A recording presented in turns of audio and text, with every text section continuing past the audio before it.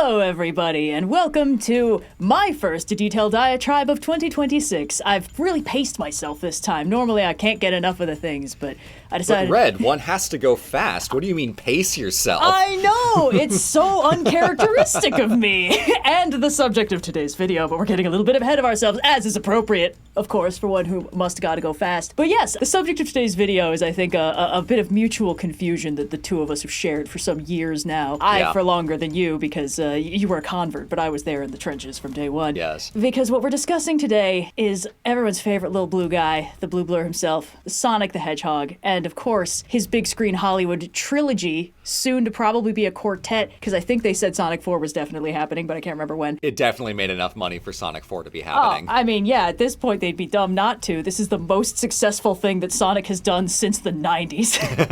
So, yeah. But like, listen, this is a mystery, okay? This is a media mystery. It's not one of those weird lost media things. It's just, how the f*** were these good? Why are they good? How does this keep happening? How do they do it 3 times? Yeah, especially in the context of like how it started with the first trailer. Oh yeah. The fact that these movies were passable, let alone incredible, is like... What blood sacrifice was performed underneath the Sega headquarters to make this happen? Truly, yeah, because that's our current best guess for how the hell they pulled this off. Because, as you just touched on, the deck was so stacked against this from day one. It's like, okay, first of all, the premise. Sonic.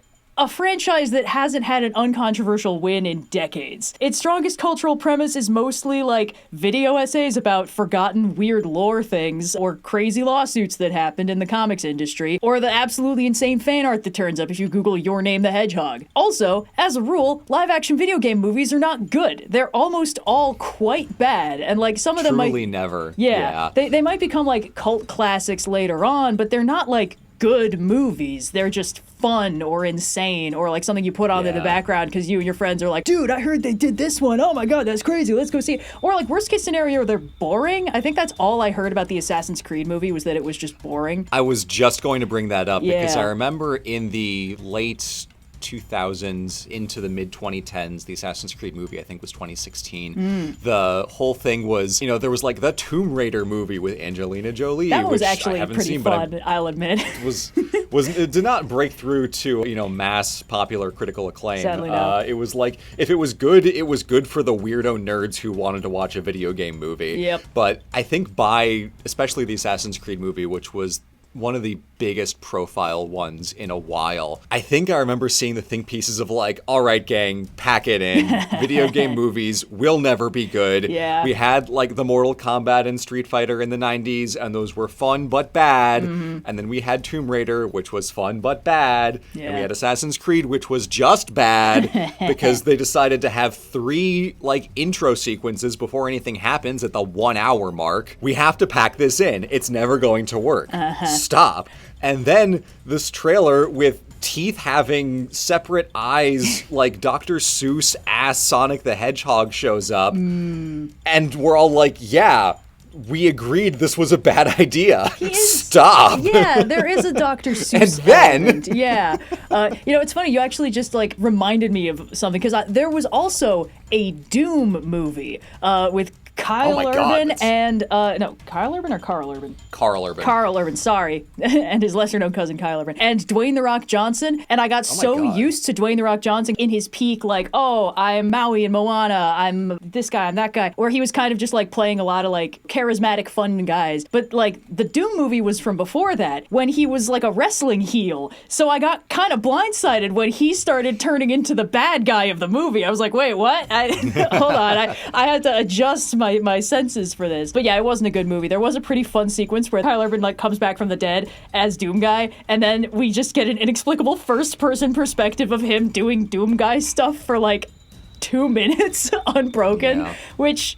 You know, but that's a reflection of a larger thing. You know, how do you adapt a video game to a movie? A video game is a fundamentally interactive medium. How do you put that on a screen and basically wall off the audience from it and say, like, you're just going to be watching these characters do hijinks and you get no input? It's a fundamentally different kind of story. Yeah, I'm looking up I just Googled video game movies 2010s, and it's like The Prince of Persia, which I think was like 09 or something. Oh, maybe wow. It was later. The Resident Evil movies, Right. the movie Pixels, the Warcraft movie, if you remember that. I remember and then the Warcraft other Tomb Raider with Yeah. Alicia Vikander, I think. I remember it was like, because she and Michael Fassbender were like an item for some amount of time, and they both had a string of just truly dog shit movies. And it's like, you two are both like reinforcing the worst choices that both of you are making. Yeah, like, that's they just had a unfortunate. string of L's in a row. It's because Michael Fassbender didn't get the Oscar for the Steve Jobs movie, and he's like, fuck it, I'm selling out. I'm making only bad movies because you guys don't appreciate when I try.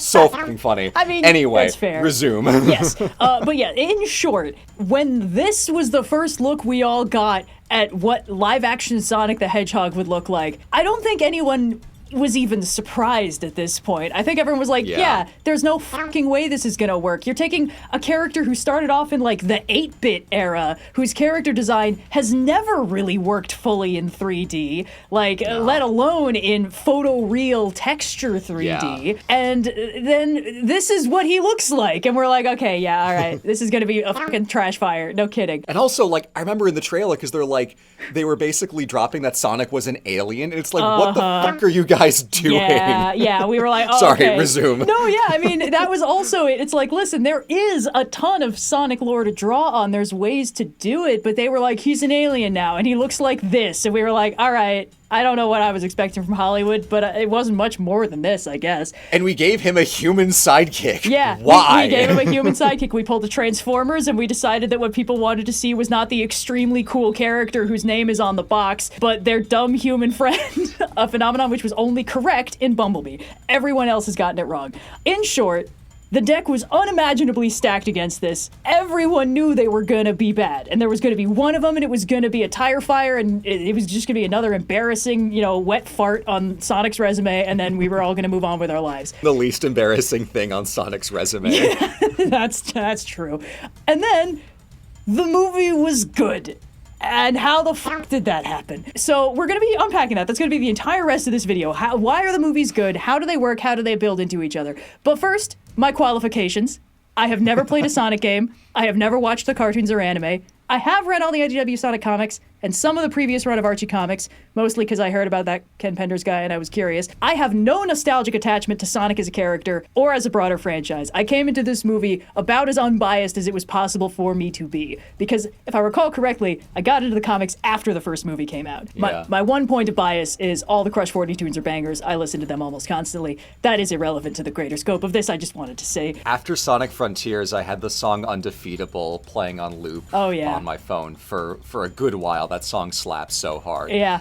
I love when we do the slides of our qualifications, like as if we're presenting our own resume, like PhD in Sega Saturn studies with postdoctoral in SNES. I did an internship with Team Chaotix over the summer. Bad time to take a sip of tea. Oh yeah, sorry, we're playing a dangerous game. So, starting at the very beginning, why does the first movie work? Well, there's a little bit of a two-pronged approach that needs to be taken. Because obviously some of us going into this are like, Sonic the Hedgehog's getting a live-action movie. Sure, I'll check that out. And then Joe moviegoer probably going into this with like, oh, I vaguely recognize the name of that character. Not from any recent popular video games or anything, but, I've seen him on, like, branded marketing or something. That's the guy from the Snapcube real-time fan dubs. I recognize him. Yeah, whoa. This Joe moviegoer is going to need to be the primary audience for this movie. Because while the Sonic fans will probably turn up just out of curiosity, if this thing is going to make money, it needs to make sense to people who don't give a shit about Sonic the Hedgehog. So, fortunately, this movie comes with training wheels, and their names are Tom and Maddie. Yep. If you want to see your cool friend Sonic the Hedgehog embark on a radical new adventure, proceed to slide 5. If you're Joe moviegoer and you don't know who Sonic the Hedgehog is, also proceed to slide 5. This choose your own adventure sucks. That's how they get you. You're just inflating the page count. I am, yes. So, for more on this, Google Sonic. No, sorry. No. Wait. Punisher.gif. Wait. There's 34 slides in this Sonic slideshow, so for more information... Oh, Chris. Okay, first off, hard reset. Fun fact, I actually recently watched this movie with a couple of our friends, and as we got through the first scene, one of them turned to me and was like, I didn't realize Sonic had a backstory, and I was like, he does. It's not this. The movie is a hard reset. There is a tremendous quantity of Sonic lore from the various different comics and games and stuff. In some of them, anthropomorphic animals are the only characters, and some of them, anthropomorphic animals and humans are just vibing. In the Archie comics, there was like a whole plot about that. There's like interdimensional travel. Sometimes it's the world of Mobius, sometimes it's a different thing. It's a lot. It's a lot. There is no way to reconcile it because it was not designed to be reconciled. It's kind of like how the Zelda timeline will always kind of be bullshit when they try and stack them together, because it's like, no, these weren't designed to fit together. Well, I think Zelda is more iterations on a central concept, whereas Sonic is just truly like spaghetti wall fuckery going on. Sonic will be like, here's the world of Mobius, it's Sonic and his fun little friends. Also, he has traveled back in time and become King Arthur. And it's like, what? Yeah. I have multiple Whereas with questions. Zelda, it's like, she's a brunette now. I hope you can wrangle that into your timeline. Yeah, that is about as crazy as they ever get with it. So, in this new version, there are some ground rules that get laid down pretty quickly. Sonic is, in fact,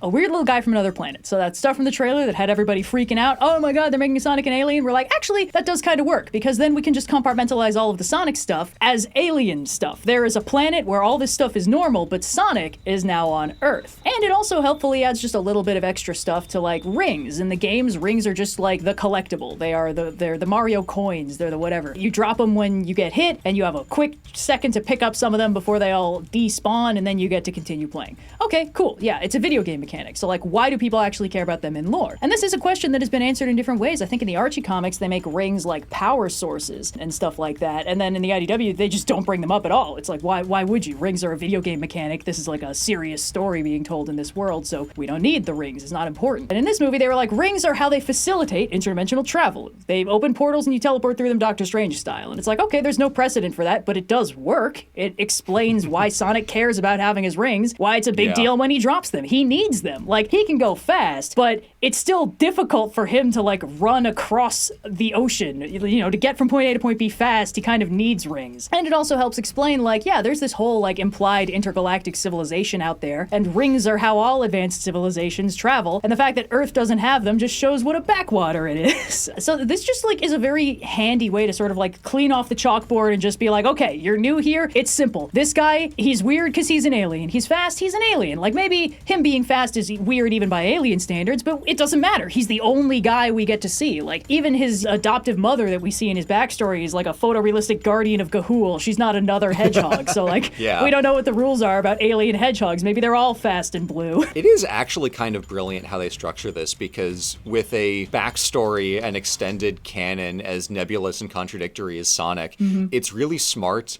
to keep all of the, like, what's of Sonic consistent. Like, he is a blue little guy who runs fast and has rings. Those are the consistent things. The why is different in every version of him. So if you can condense all of that down to, as the slides say, weird little alien, he's still Sonic, but the why of it is made so much simpler for the general movie-going audience. It's a very efficient way to handle that much bullshit in one admittedly very efficient way to get through what would otherwise be like 40 minutes of backstory. And as a bonus, it also means that they can integrate Sonic into a recognizable setting without having to tone down Sonic's weirdness or make the quote-unquote recognizable setting weirder to account for him. Because what we can have is, like, Earth is, you know, Earth. It looks the way we expect it to. The people there work the way we expect them to for the most part. Sonic is very weird because he's sort of an outside context problem. He's from somewhere completely different. His rules are different. So we don't need to make everyone be like, I'm a normal human. And also, I'm friends with this guy, and that's normal to me, and I don't even consider it worth commenting on that this animal can talk. And it's like, that's a little bit alienating from, you know, how I'm supposed to relate to these normal humans. And I do want to, just as a quick little point of contrast, what Sega did to what Nintendo didn't back when they did the Super Mario Brothers movie back in the 90s, which was another live-action video game adaptation that was completely uninterested in retaining the vibes of the source material. They very much were like, fuck it. One of them's in red, one of them's in green, and that's all you're getting. I can't overstate. Listen, I love this movie. It's not good, but it's fascinating. It truly was like, we got the license to make a Mario movie. I'm gonna glance quickly at the box art and then just kind of go from there. Use the power of my imagination. It's uninterested in capturing the core recognizable vibes of the original and making them palatable for a modern audience. They're like, listen, we're gonna make our characters relatable normal humans from the relatable normal world. We're gonna make them down to earth Brooklyn plumbers, brother. It's gonna be great. And then we're gonna yeet them into a cyberpunk alternate dimension that was created by the KT Extinction event, which actually splintered our timeline in two. And Bowser's a CEO type president. I think he was a Trump XP, because that was like the hip thing to do in the 90s before it stopped being funny. They devolved my boy Toad into a lizard. Yoshi's a velociraptor. Daisy hatched from an egg. It's fascinating. I have not seen this movie, and I don't much care to. You really shouldn't. It's not a good time, unless you're me. I haven't seen the new Mario movie, the animated one, either. I'm curious about the Galaxy movie, because they're pulling a handful of things into that beyond like Galaxy itself. They're doing a little bit of a Bowser's Fury type situation. Oh, interesting. From what I gather. Yeah. I've heard only good things, but I think like it was one of the first times where an animated movie came out, and I was like, I'm too old to see this.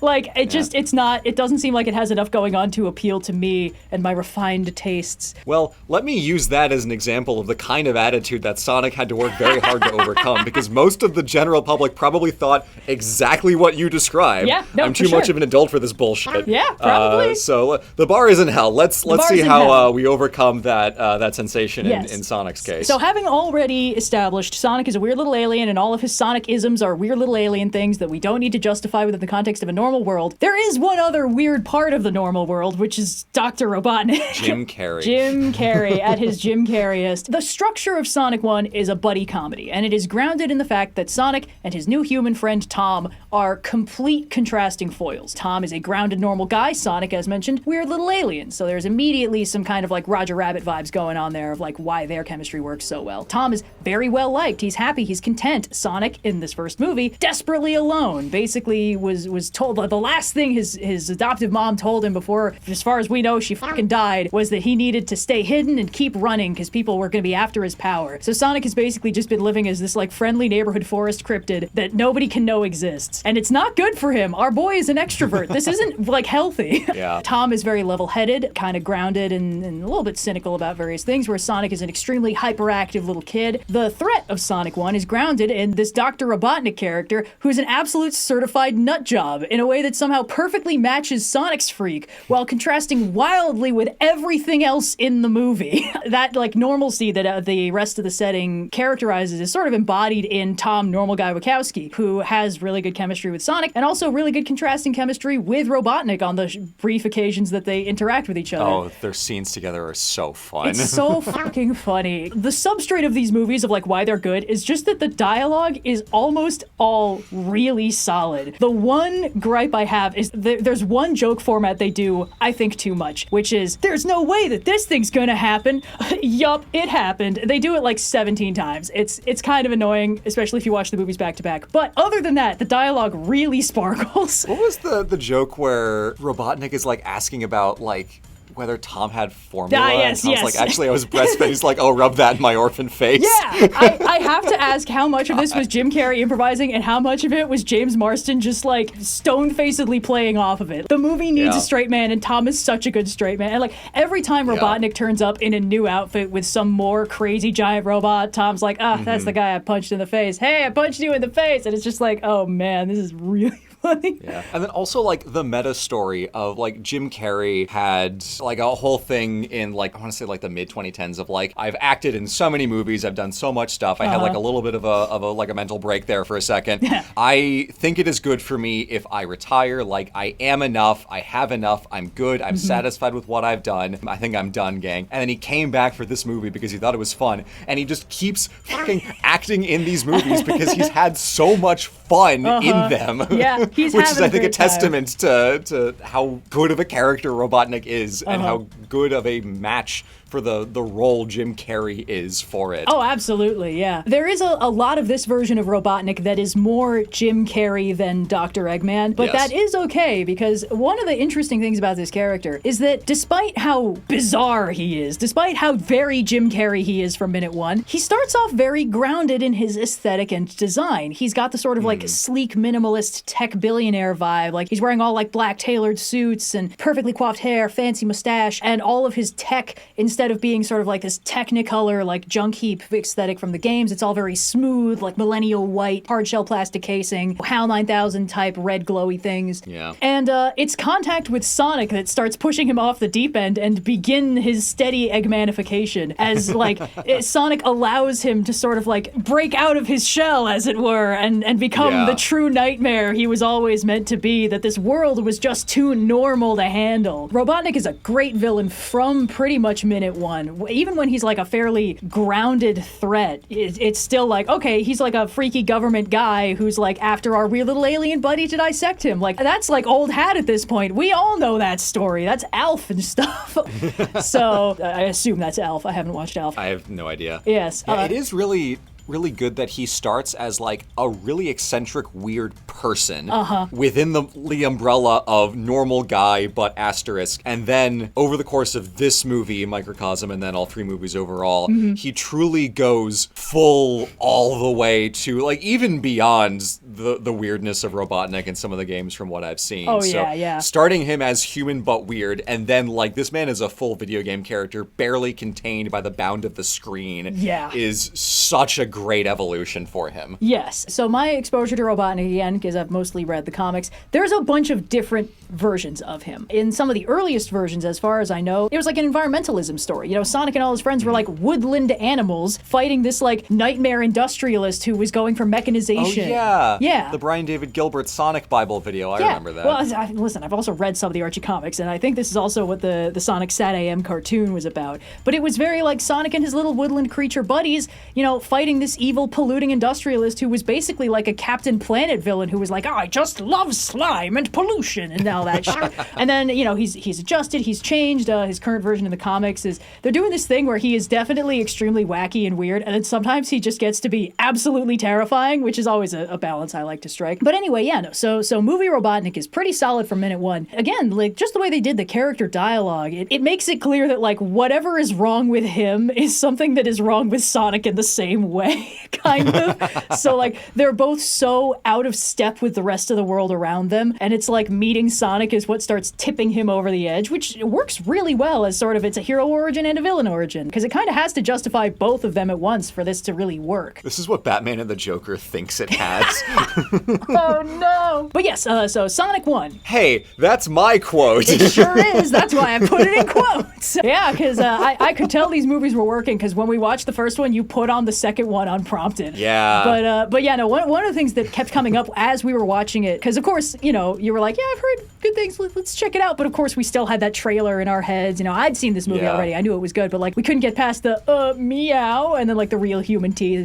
Yeah. So the thing that like, I think I said it 3 different times was like, man, this movie doesn't work at all if he isn't cute. Yes. Redesigning Sonic was like the best $1 billion they ever spent. I don't know how much money it actually was. I don't think any movie has actually cost $1 billion. Well, I shouldn't say that. Some people are really bad with budgeting. Yeah, let's not jinx it. I think because of Hollywood accounting, the original Star Wars has cost like billions upon billions because they just keep billing it to Star Wars so that the actors never get the profit royalties they were never promised. mind. That sucks. Jesus. No, it's a whole... I mean, like, bill it to Star Wars is like a whole thing in Hollywood accounting, apparently. Fascinating. But they spent a lot of money, and I believe a lot of crunch to get Sonic redesigned in time and all of that CG. He really does look so, like, Cat in the Hat, parentheses, derogatory in the movie. Like, the shot of him with all of the rockets in the original trailer, in the original trailer, looks so unnerving. His like proportions of like his arms and legs and sneakers and stuff. It's just no.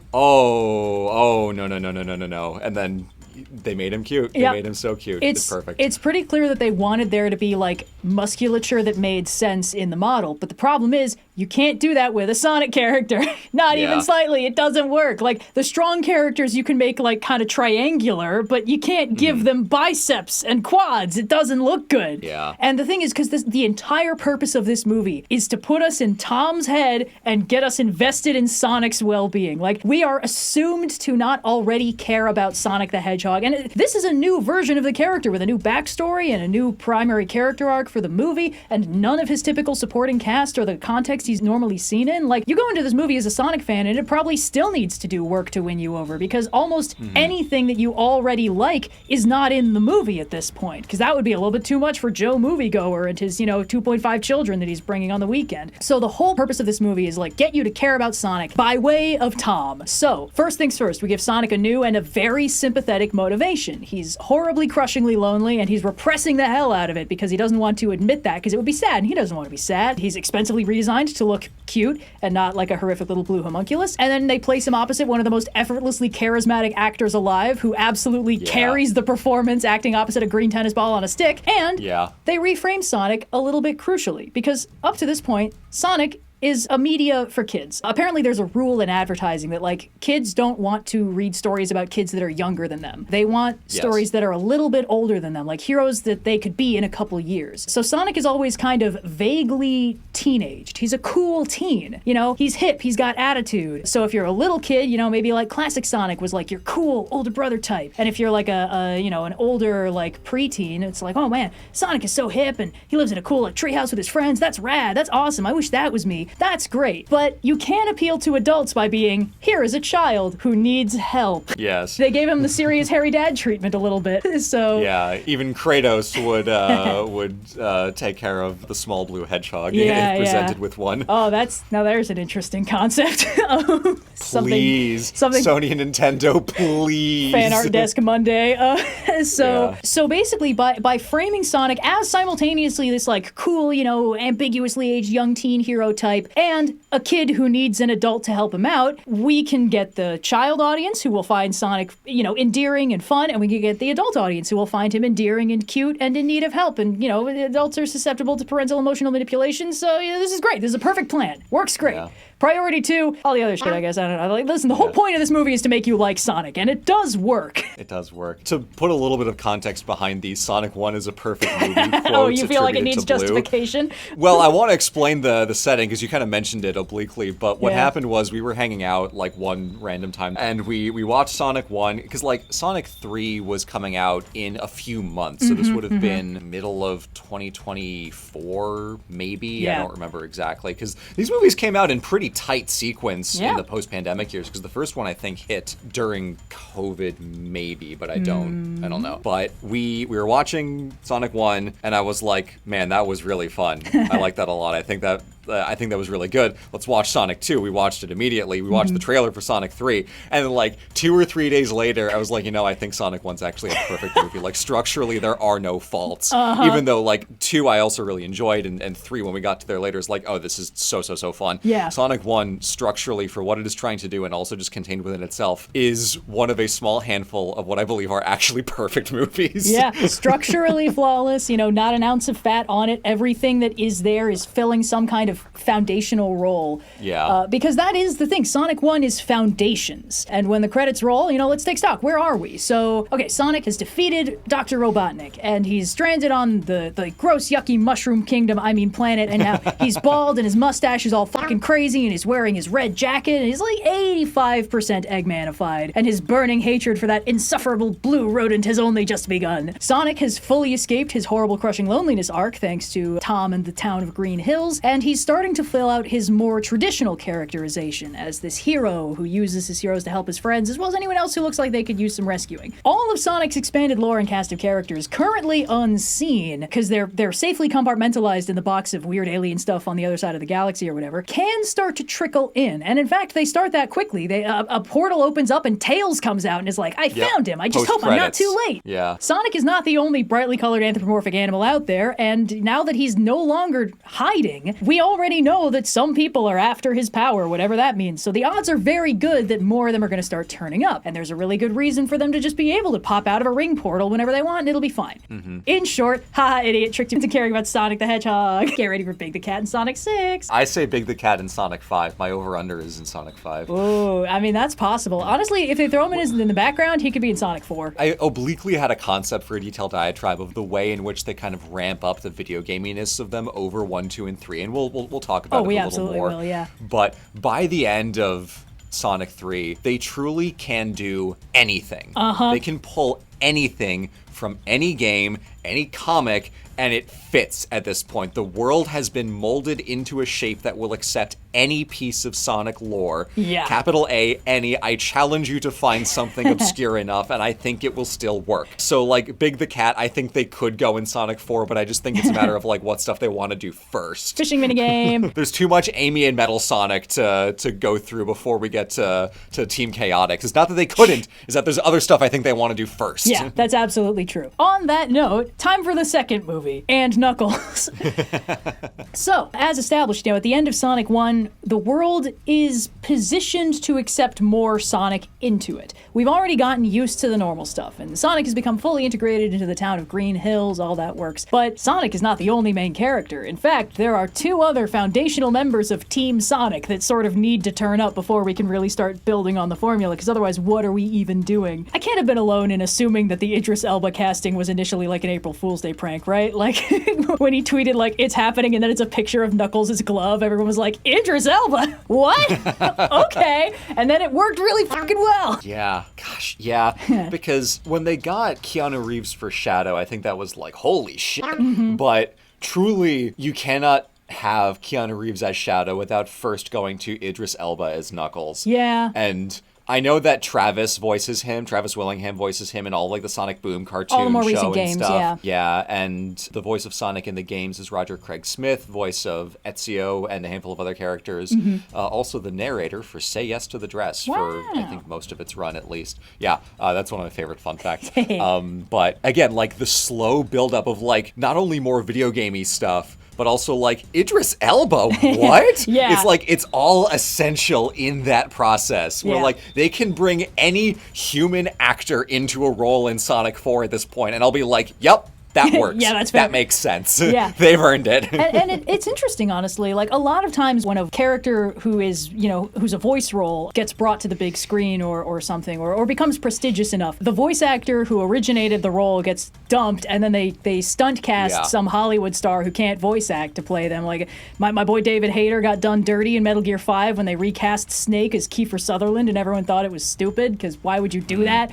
But, and this is a fairly common thing, but like the Sonic movies actually kind of hit an interesting balance, because so Ben Schwartz plays Sonic in the movies, and like Sonic has been voiced by a ton of different characters, including I think it's Jaleel White, who played Urkel, is the voice of Sonic in the Sad AM cartoon. Yeah, ever so slightly before our time. Yes, yeah, but he's been played by a bunch of different actors. All the Sonic characters have, but for Tails, they cast Colleen O'Shaughnessy, who voices him in like all the recent games, and she kills it. She does a really good job. She's also the voice of Wasp in Earth's Mightiest Heroes. Oh yeah. Yeah, Ben Schwartz does a lot of voice acting, and I think anecdotally he's been trying to collect all the blue-themed 90s protagonists, because he was Dewey on DuckTales, and he was Leonardo in the newer TMNT, and he's just having a great time. He's thriving. He's living his dream. But, like, Idris Elba's Knuckles is so fucking good, man. It could have so easily been bad, and then it was amazing. And, like, once you have that... It could have so easily been, like, worse Drax, but they made Knuckles very much his own character. We will get to that a little bit, but yes. Oh, okay, good. Yeah, so it's time for Sonic 2 and Knuckles. God, I'm just thinking, like, the phenomenon of Drax but worse is such a plague across movies after, like, 2013. So truly, everywhere this is happening. Yeah. It's anyway, sorry, case. resume. When you find a joke that works, it's very easy to make it a joke that doesn't work by doing it too much. But first, we have to establish what this movie has to accomplish. And for this, I will use my favorite mathematical phenomenon, proof by induction. It's a very simple method. It's one of the easiest ways to do a math proof. First, you prove the principle holds true for the lowest possible value. You prove that it holds true the first time, which usually means for x equals 0 or x equals 1. And then you prove that if it holds for a specific value, it also holds for the next value. It's like setting up a chain of dominoes. dominoes, basically. By these two factors combined, you demonstrate that this principle holds true for all natural numbers advancing into the future, because you've proved it's true for x equals 0 or 1, and you've proved that if it's true for x equals n, it's true for x equals n plus 1. So that means it's true for 1 and also 2 and also 3 and also 4. It's a good thing there are no bad third movies in any franchises. Yes. Otherwise, your slide is fucked. Yes, but that's the thing. The iteratability of it is not a thing that every movie has built into it. A lot of times it's like, we had one incredible movie, and then we managed to pull out a second, even better movie, and then we were out of ideas.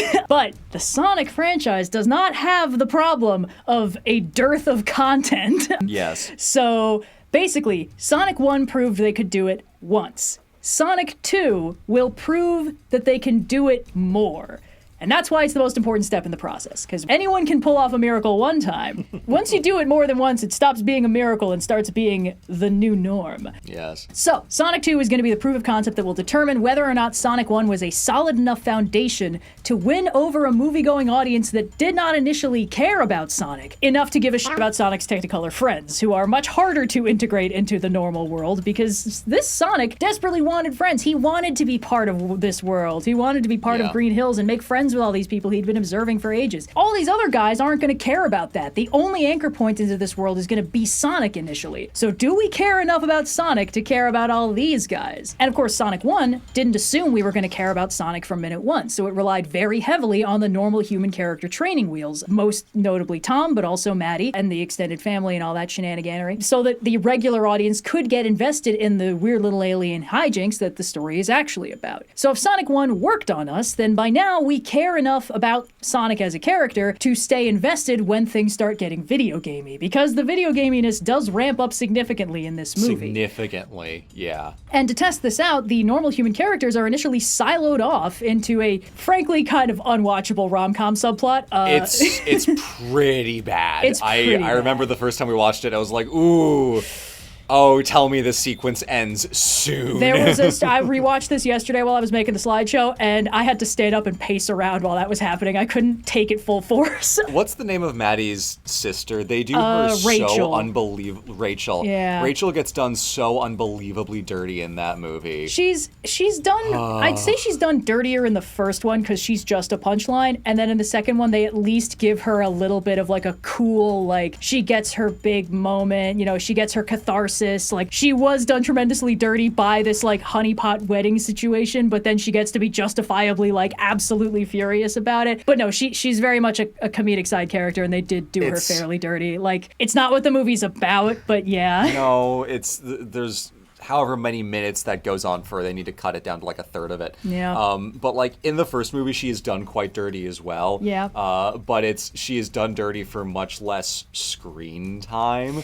So it's not as, like, it doesn't feel, like, it's still not great. Mm-hmm. One of, I think, two actual genuine flaws in Sonic the Hedgehog 1, despite being a perfect movie, is the Zillow ad, like, insert there. Yeah. The Olive Garden one is actually played as a joke, but the Zillow one is just, like, show it to camera. Yeah. And then the way that Rachel is handled is, like, a genuine, like, guys, please. Yeah. But in the second movie, by the numbers, they lean on a lot more, like, unpleasant tropes with a character like Rachel that goes on for way too long and just ticks off a lot of those uncomfortable boxes. She gets her victory lap in the end, but I'm not helping the thesis of that. These movies are really good, but like as far as there is a genuine problem, it is how dirty they do Rachel in these movies. Yeah, no, that's fair. Everything else is almost unequivocally good. Yeah, but I think the fact that most of the flaws are in the human training wheels side plot is one of the things that makes it more bearable, because it's like, listen, I don't give a shit about Tom being an embarrassment at his sister-in-law's wedding. I care about Sonic the Hedgehog and his fun friends. Yeah. And like, that's the whole point. But no, like,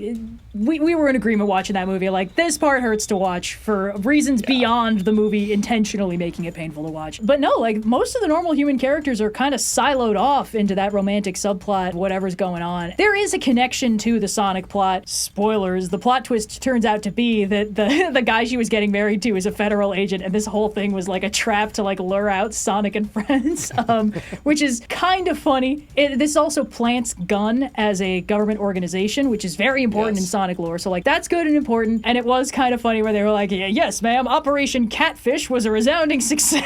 Like it's got that refuge and audacity, you know? It's so fucking crazy that it kind of works. And again, it highlights that like, oh man, this is a concept that I normally hate because I only ever see it used in like superhero movies to be like, the heroes are actually causing the villains to happen, blah, blah, blah. But in this case, it actually makes sense that the presence of somebody like Sonic the Hedgehog would cause the world to kind of get crazier in response. This is actually the plot of Avengers, what S.H.I.E.L.D. is doing the entire time. Yeah, the formation of Gunn, or the reformation of Gunn, or the whatever they're doing to explain how it happened 50 years ago with Shadow and also is newly established in Sonic 2, whatever, makes sense in response to a character like Sonic showing up and then like single-handedly defeating and disappearing their like mad scientist ace in the hole. Yeah. So that all makes sense. But anyway, in short, the first movie relied very heavily on the human characters, with Sonic sort of just being this weird through line. Second movie partitions them off, and most of the movie is about Sonic and his new friend Tails and his new enemy/friend later Knuckles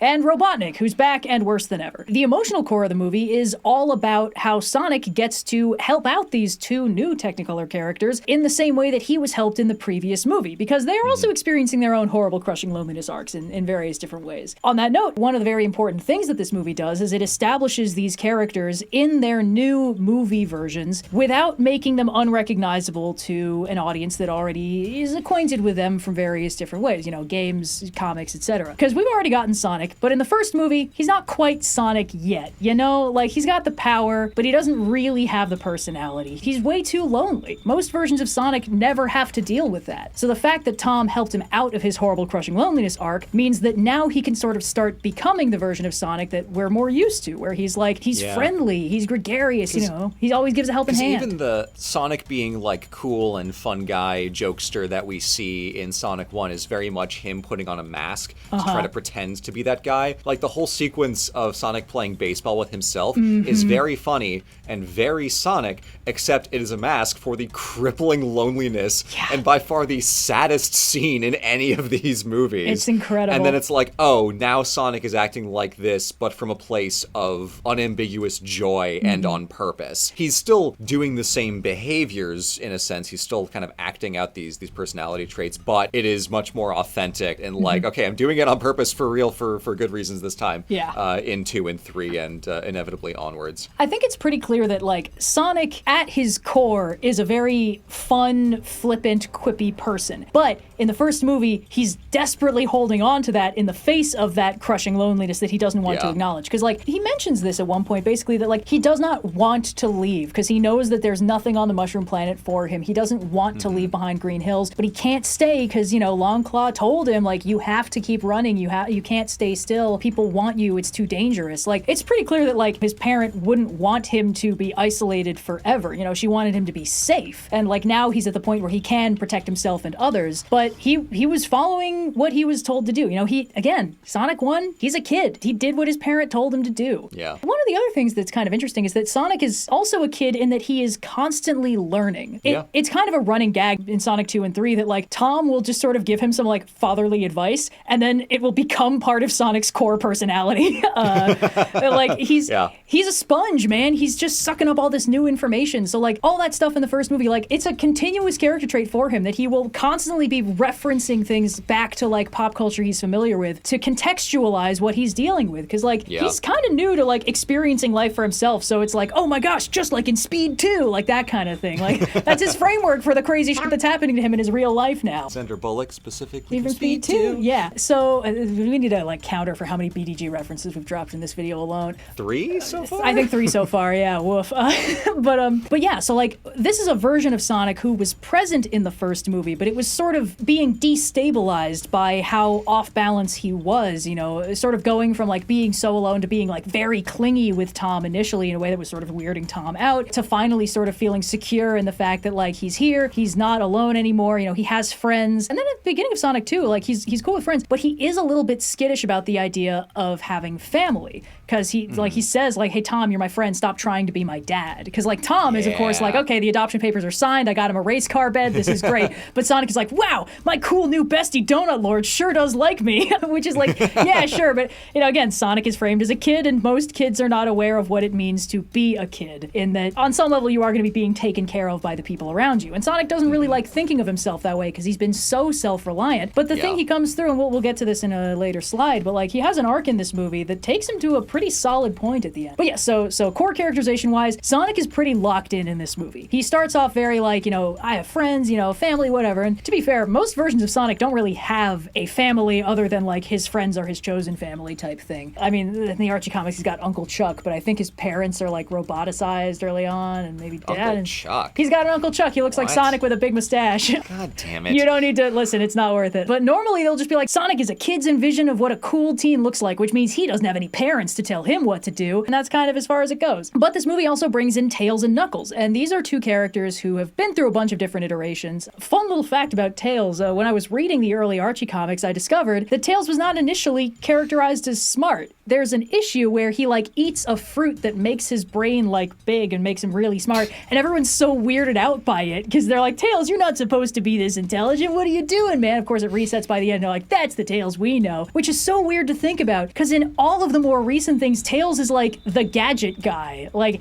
he's the hacker equivalent in the heist team, he's like the good version of Robotnik. He's a slightly mad inventor who's always tinkering with new things and solving problems with his brain, because physically he can fly, but otherwise he's nowhere near as powerful as everyone else running around in this movie. And characterization-wise, they give Tails this pretty interesting quality, which is profound insecurity, which I think is normally the way that he's characterized in more recent stuff. Because again, he builds his powers basically, kind of Iron Man style, but like he's hanging out with Sonic, the fastest thing alive, and all these other characters with like reality warping powers are just incredible internal strength, and he's kind of just like the kid brother of the group, and he looks up to Sonic, but he doesn't feel like he can live up to being like Sonic's, ally and stuff like that. And they bring that up in this one where like he's got two tails, and apparently that's not normal for foxes, so he got made fun of for it. There's a slightly heartbreaking bit when they're in Siberia doing a video game MacGuffin hunt, and the guys in this like scary bar start like chanting freaks, and you can see it like really like get under his skin, and it's like, oh no. That is what I didn't like as much about this is a short loop, but like the Sonic 2 plot is very MacGuffin driven in a way that Sonic 1 is not, and Sonic 3 is not, which is part of why I also feel like it's the weakest of the three. But like structurally in terms of the trilogy, it definitely does, like proof by induction, like you were saying, a lot of important work. But it strikes me for the same reason that like season 2 of Vox Machina is like, this is just a MacGuffin hunt. Yeah. There's more than that going on, but the driving what is happening scene to scene is like, we need to get a thing so we can find a thing. It's like, be smarter than that. I know you can be smarter than that. I do have to wonder. Anyway, sorry, continue. Well, I have to wonder if there was an initial draft of this movie where they had to get each Chaos Emerald separately, and they were like, this is insufferable. Let's just make them all fused into the Master Emerald, because that's not normally how it works. Normally there are 7 Chaos Emeralds, and there's the Master Emerald, which is way bigger than it is in the movie, and it's on this floating place called Angel Island where Knuckles normally hangs out. And none of that is here. They were like, the 7 Chaos Emeralds were fused into the Master Emerald, and that means they can be unfused and fused again, for easy storage. And I'm sure there was a version where they were like, let's have them venturing around the world and getting the Chaos Emeralds. But then the problem is you run into the same thing that happens in every MacGuffin hunt. The heroes do all the hard work, and then the villain inexplicably turns up and is like, thanks for doing all the hard work, we will now be stealing those. And they do that almost verbatim here, but it's less bad because it's the Master Emerald and he was already on his way. And anyway, but all that said, there's also Knuckles, who is introduced as an antagonist, and then that's very true to form. As I understand it in the games, like he's initially introduced working for Robotnik, then learns Robotnik was using him and sides with Sonic instead. Knuckles has gone through many different iterations of his character, and in the more recent ones, like in Sonic Boom, he's a himbo. They make him dumb and fun. He's a meathead and a goober, and he doesn't know most things, and he's just kind of hanging out with his friends and having a good time. I don't love this version of Knuckles. He's charming, but I like this version in the movie way more, where they sort of they make him kind of like a Klingon kind of situation. He's very Worf in more ways than one. He's a very stoic and powerful warrior, and he is gullible because he is trusting, but he's not stupid. Like, gullibility is not a negative trait. It just means that you trust people. He's got a very strong but manipulable sense of right and wrong and honor, and he's very dedicated to upholding the duties and the traditions of his people, the echidnas, because he is nebulously the only one left. They left that a little bit ambiguous, but at bare minimum, he's the only one we see, and it's implied that he has nowhere to go back to. It's interesting, because, like, Robotnik and Stone call him stupid, like, constantly. Yeah. And it's pretty clear that we're not supposed to agree with him. Like, Knuckles' main thing is just that he's trusting. And we see early on that, like, he has his own sense of honor and he recognizes it in others. So, like, the first couple moments where he's like, hey, this Sonic guy might not actually be the worst, is like, he mentioned that he had his own tragic backstory on the day that I lost my father. Interesting. And then he assumes that Sonic was lying to him to get the drop on him. And Sonic's like, no, I wasn't. But then Sonic has to choose between helping Tails and getting the MacGuffin they were after. And he immediately obviously goes to Tails. And Knuckles is like, interesting. You know, file that away for later. Yeah. And then he's very upset when he learns that Robotnik was not his friend, because it turns out Knuckles is also lonely. It's like, oh no. Ain't that the way? Yeah, and I really like his characterization in this movie. He's very fun. And yet he could have so easily been Drax, but worse. Like, this version of Knuckles would say, like, nothing goes over my head. My reflexes are too fast. I would catch it. But he's also, like, he's not, like, wacky, but his mind works in slightly unusual ways, I guess. Like, he'll jump to a punchline that you don't necessarily expect, because he's not trying to be funny. He's just sort of, like, matching the energy of the room. So there's a bit in the final battle where, like, Tails has busted out this hologram thing to make a whole bunch of different copies of himself to distract Robotnik. And then it's like, I'm just the distraction. And then Knuckles is like, Robotnik, I am also a hologram. And it's like,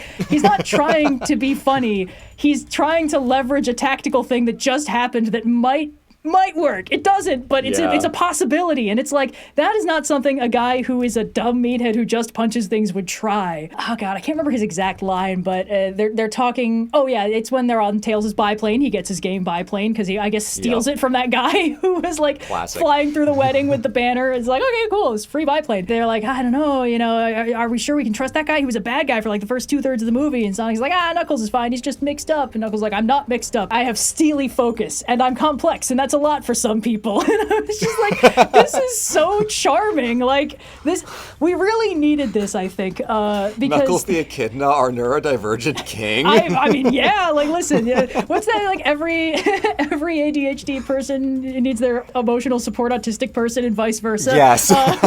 Yeah. So, and it's also useful too, because, like, that's a lot for some people. And that's a lot for some people. There's a realness to the way he says that. I remember it now. There's a realness to the way he says that a sheer Drax would never be able to actually say. Idris Elba, I should have never doubted you. I mean, in my defense, this was the same year you were in Cats, so, like, listen, a lot was happening. No. Cats was pre-pandemic. This was like 3-4 years later. Sorry, this was in the same ballpark of when you were in Cats.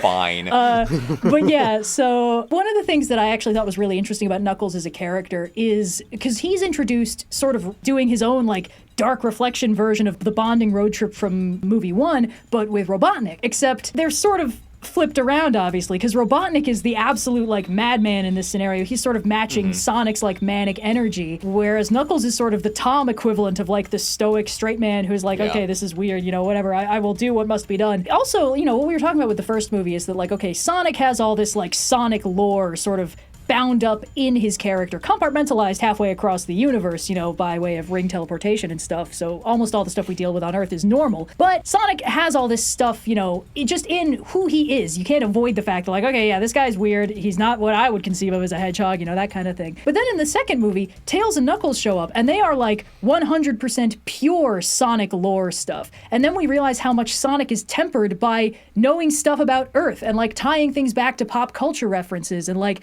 reframing things in the context he was familiar with from growing up there. And there's also an interesting thing that happens where, like, Tails says, like, oh, Knuckles is trying to find the Master Emerald, and it could have so easily had Sonic be like, what's that? But instead he's like, what? That's like a bedtime story for kids. And you're like, oh yeah, Sonic is kind of like a child of two cultures. He grew up in Sonic Land, and then he came to Earth, and Longclaw probably told him about the Master Emerald. The way you compare Knuckles and Robotnik to Sonic and Tom. Sonic and Tom. I was like, Donut Lord. Nope, Tom. It's interesting how, I think there's another one or two of these that they do in Sonic 3, but the way that the movies are able to do some inverted or, like, I was thinking of that Sideways video, retrograde inversion of the, like, inversions of pre-existing character arcs that we've seen play out, taking Sonic and Tom and inverting it, and then that is Knuckles and Robotnik, and it's a cool kind of after the fact, like, what would it look like if this went badly? And it's like, oh, this relationship is severed. Good ending. Knuckles has somewhere better he can go to, but it does retroactively improve the first movie by showing how good it was for Sonic and also for Tom that he had that relationship and that it worked in the way it did. We've been on the slide for a while. Yeah. Let's make some forward progress. Yes, absolutely. Yeah, so a lot of things get added to the general space of like the toolbox. Sonic Movie 2.1 throws in a bunch of stuff. We get Miles Tails Prower and his multitudinous insecurities. We get Knuckles. We handily avoid a lawsuit about Knuckles' extended family. See the Archie comics. We add the primary video game MacGuffin, the Chaos Emeralds and the Master Emerald. They are different than they are in the games, but again, they work. We get Eggman's first real giant robot boss fight. We get Super Sonic in the climax of the movie, the very last possible second. Sonic gets to absorb the Chaos Emeralds and become Super Sonic for the first time. And thanks to some reshuffling, we let Knuckles do his like sacred duty guarding the Master Emerald without having to add the key location of a flying island ancient temple complex, which would be a little hard to justify in this setting. Like, I'll admit, when they're hunting the emerald and it blasts out a sky beam and like parts the waters and reveals this sunken temple, I assumed that at some point in the movie that thing was going to rise out of the ocean and just like take up permanent residence floating, and then it gets fully exploded, and I was like, oh, we're not doing it. Okay, cool. We could have done it that way, but it's fine that we're not doing it that way. Yeah.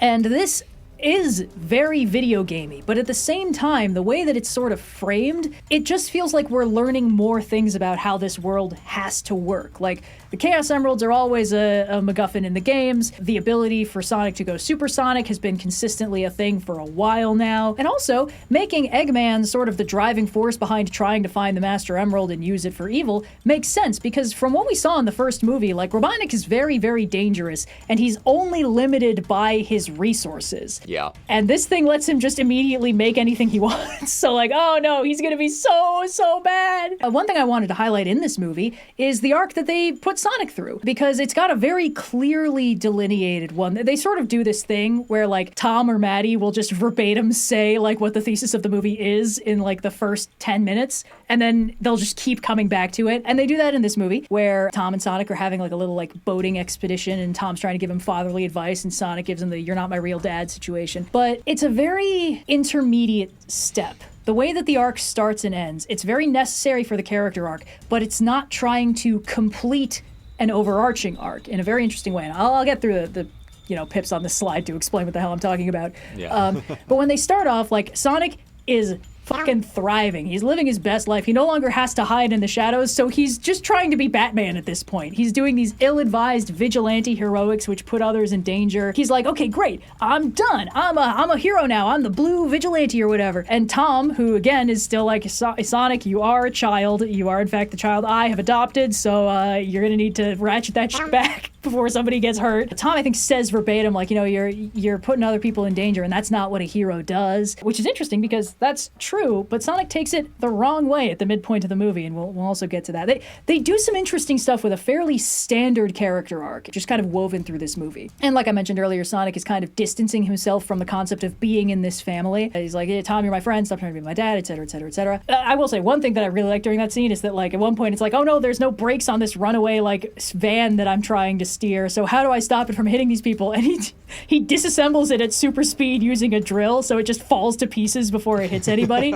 And that is so good. There are so many ways you could choreograph that scene with Sonic's power set, and instead they were like, what's a uniquely Sonic approach? Oh, I know, I can go as fast as necessary for the scene to be funny. Okay, great, here we go. And it's a little moment. So all that stuff that's been established, like Sonic is trying to be the hero, but he's being reckless and he's putting other people in danger, and it's just luck that nobody's gotten hurt yet. In his little emotional darkest hour in the movie, Tails has gotten hurt and is unconscious, and you can't get him to wake up, and he's been freaking out about this. And Eggman has found the temple, and there's a big sky beam over the ocean, and basically Sonic is like, oh no, you were right, Tom. I'm not a hero. I've put other people in danger, so I need to start doing everything alone. And Tom is like, hey, that's not what I was fucking talking about. And Sonic runs across the ocean to get to the temple, which is a big moment for him because Sonic is established to be terrified of water. He can't swim. He's not good in it. Yeah. This is game accurate and kind of funny. They play the drowning theme like remixed at the various times where he's dealing with the water. So like they do a lot of fun stuff with the game music. We'll get to that briefly. Yeah. But yeah, so basically he's doing this thing that he can do, but it's strenuous, it's dangerous, it could easily go wrong because he's like, I'm the only one who's fast enough to get there in time to stop them, and that is true. But that doesn't mean the fact that he's doubling down on this, like, okay, you were right, I put him in danger, that kid thinks of me as his hero, and look where it got him, I practically got him killed, I gotta solve this myself. And Tom is like, no, that's not what I meant, which is interesting because like you don't often see the fatherly advice getting misinterpreted in such a way. But then Sonic runs off and they do this like video game maze temple thing, which I thought was pretty funny because Robotnik and Knuckles are making their way through it, mostly relying on Knuckles' brute force and Robotnik being smart, and then Sonic just zips through at super speed and like he gets shot a couple times with some darts, but he's fine, and it's just... But like none of the traps can spring fast enough to get him. Which is kind of cool because like they do something interesting with the power scaling in this movie, and I'll also get to that, but like when Knuckles and Sonic first fight, it's an absolute beatdown because Sonic is just trying to sort of hit him hard enough to stop him, and that does not work on Knuckles. No. But this temple complex really shows like, oh, they are good at different things. Like, Sonic is making this look easy in a way that we are seeing these guys struggle with. And when Sonic and Knuckles fight in this temple, we actually see him start winning for a stretch by just being too fast for Knuckles to react to, which is pretty good because it's useful to have characters who are equal in power, but each individually way better than the other at different things. And like that's the whole point of Team Sonic, is that they all have contrasting strengths and weaknesses and they help balance each other out. But right now, when they're enemies, it would be kind of unfortunate if Knuckles is just introduced absolutely wiping the floor with Sonic 24/7 after he put on such a good showing in the first movie. So like, for pacing reasons, it's important that Sonic gets to get in some hits and like nearly win. Yeah. But yeah, no, he successfully snaps out of his like sort of self-imposed isolation and bonds with Knuckles after Knuckles is betrayed by Robotnik and he gets away with the Emerald. And then he borrows what he learned from Tom to help Knuckles out of his own crushing loneliness arc, basically just offering him a hand and, you know, not necessarily a family at this stretch, but like, hey, you know, I found friends and family and that sort of helped me get over this, and et cetera, et cetera, et cetera. But despite this apparent advancement in the character arc, he still spends most of the third act for tactical reasons, concluding that he has to do everything important alone. As they're all trying to take down Eggman's proper boss fight giant robot, he's like, this guy fucking hates me. I live rent-free in his head. He says that second part verbatim. So he's like, okay, I'm gonna run around and annoy him so he keeps trying to kill me, and while I'm doing that, you guys can get the Emerald away from him. And this does work, it just also nearly gets him killed, and he manages to get the Master Emerald, but then it crumbles to pieces and leaves only these useless Chaos Emeralds. What am I gonna do with these? It's very clear that he's like still really hung up on that people who get near me get hurt, so I have to do this alone. And it's not until like the very last minute, darkest hour, when Tom and Maddie are just like scoop him up and they're like, we're family, you know, we're gonna stick together to the end even if this giant robot steps on us, and he says, I love you guys, and that lets him absorb the Chaos Emeralds and become Supersonic. And this is almost the end point of his character arc, but not quite, because this is very cool and this lets him single-handedly take down the giant robot, which is extremely rad and cool and fun. And then he willingly relinquishes their power, you know, unabsorbs them, which affirms that he took Tom's lesson to heart at the very beginning of the movie, that he's part of this family and he's still a kid. He's got more growing up to do. Like, he just had ultimate power, and he's like, I cannot be trusted to use this responsibly. I just used it to make 2 chili dogs, for crying out loud. Yeah, he makes chili dogs. Yeah, so like, he's like, okay, I wanted to be a full-time hero, but I now recognize that I've got more growing up to do. I like being a kid. I'll do heroics when necessary, but I don't want to, like, leave my childhood behind just yet. Which is what I meant when I said, like, this is an interesting, incomplete arc. Mm-hmm. Because that explicitly says, like, there's more to do. Yeah. He's probably never going to outgrow having a family in this movie. You know, it's not like he's going to be like, all right, I'm good. I'm like 30. I've figured this shit out. I'm ready to be a full-time speedster superhero type thing. Like, that feels unlikely. But he could potentially grow up to be the more game or comics accurate version of himself, where there are no parental figures and no like familial things going on. He's not a kid being taken care of by somebody else. He's a cool teen, independent on his own. So the movie is sort of like intentionally stating like, listen, he's on track to become that person eventually, but he's not there yet, and he's okay taking this part a little bit slow. Yeah. Which is a really interesting character arc to put him through, because it's very different from his arc in the first movie. It's actual forward progress, and that's a thing that a lot of sequels struggle with, is letting the characters not backslide. And we'll get to this a little bit in one of the last slides. But overall, I think that the core of this movie, the Sonic character arc, is incredibly solid, and it does a really good job of sort of providing a backbone for the movie. Because again, we're being careful building out this whole franchise piece by piece. Movie 1 gets us invested in Sonic, so then movie 2 gets us invested in these other characters while also focusing more on Sonic as he develops more as a character. So we don't get the full tragic backstory of Tails and the full tragic backstory of Knuckles. We don't get the same level of depth of focus on them as we're getting on Sonic, because that would be a little bit too much to ask of an audience at this point. Like, we just got used to Sonic. We're still kind of thrown by these other guys. Yeah. For how much screen time Sonic is sharing with many more characters than last time, it is quite astounding that there is a arc of this complexity at play. I mean, I still think this is the weakest of the three, but that is not to say this is a bad movie or anything. They're doing a lot of really intricate work here to follow the first one, set up for the next, that very easily could have entirely fallen apart. So for the purposes of, proof by induction, can we do this again? Can we actually build something? It's like, oh, yeah. Yeah, looks like we can, actually. On the subject God of damn by it. induction. So in short, Sonic 1 introduced Sonic and got us all attached, thanks to Tom. Sonic 2 used our existing investment in Sonic to get us attached to his new friends, first Tails and then Knuckles. Since they are both loners looking for a friend and a good home, this lets Sonic basically learn from what he did with Tom in the first movie to be for them who Tom was for him. Both of these new canon characters are very recognizable as their game or comic counterparts, despite being reworked to fit the confines of the movie's mostly real Earth setting. So Knuckles doesn't have Angel Island, and Tails has not yet built up the arsenal that I think he normally has. But also, what they contribute to the story and their unique strengths are well established. And it's sort of a proof of concept in the final boss fight of showing how well Team Sonic works together. I'm calling them that because that's what they're called in the game when these three team up. And that's what the power bump thing is for. And again, that ties into the thing I was saying about, like, Sonic is constantly learning from the people around him. So, like, Tom and Maddie show him the power bump, and they're like, we proved it with the power bump. And then he shows it to Tails, and he's like, it's an Earth custom. And then they both show it to Knuckles, and he's like, oh, interesting, an Earth custom. So it's kind of cute to see how, like, even as the normal human training wheels are sort of being sidelined, they're still contributing stuff that's, like, woven through the substrate of what makes the Sonic stuff work the way it does. They do a pretty good job of showing that, like, while Sonic can put up a good fight against Knuckles, he outcompetes him in his base form, just in raw power and damage output, and Tails outthinks both of them and is way better with tech. It's very clear what they bring to the table that Sonic can't already do, even though this is also the movie that introduces Super Sonic, who is so powerful that it kind of renders everybody else irrelevant. But at the same time, he makes it clear that he doesn't want to do that 24/7, and he doesn't even want to do it as a last resort. We'll get to that later. But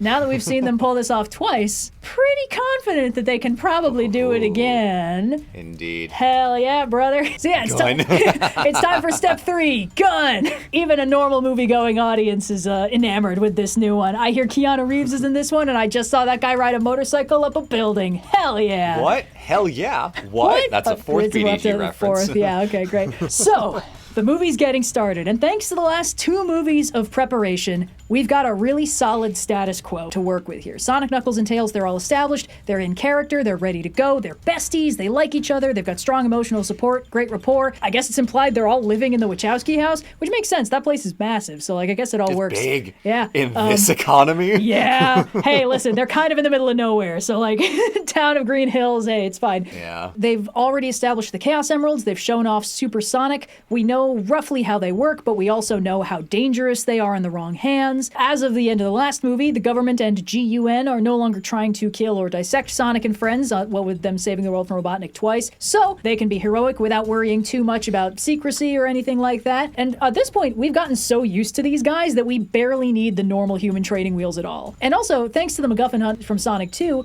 we do know that Earth is not quite as completely normal as it initially appeared, because it turned out it was the secret hiding place of this temple containing the Master Emerald this whole time. So now there is precedent for, like, secret Sonic lore to just kind of turn up in unexpected parts of the world, because we already know that Earth was only faking it being normal. Also, can we talk about sweater theory? Sweater theory?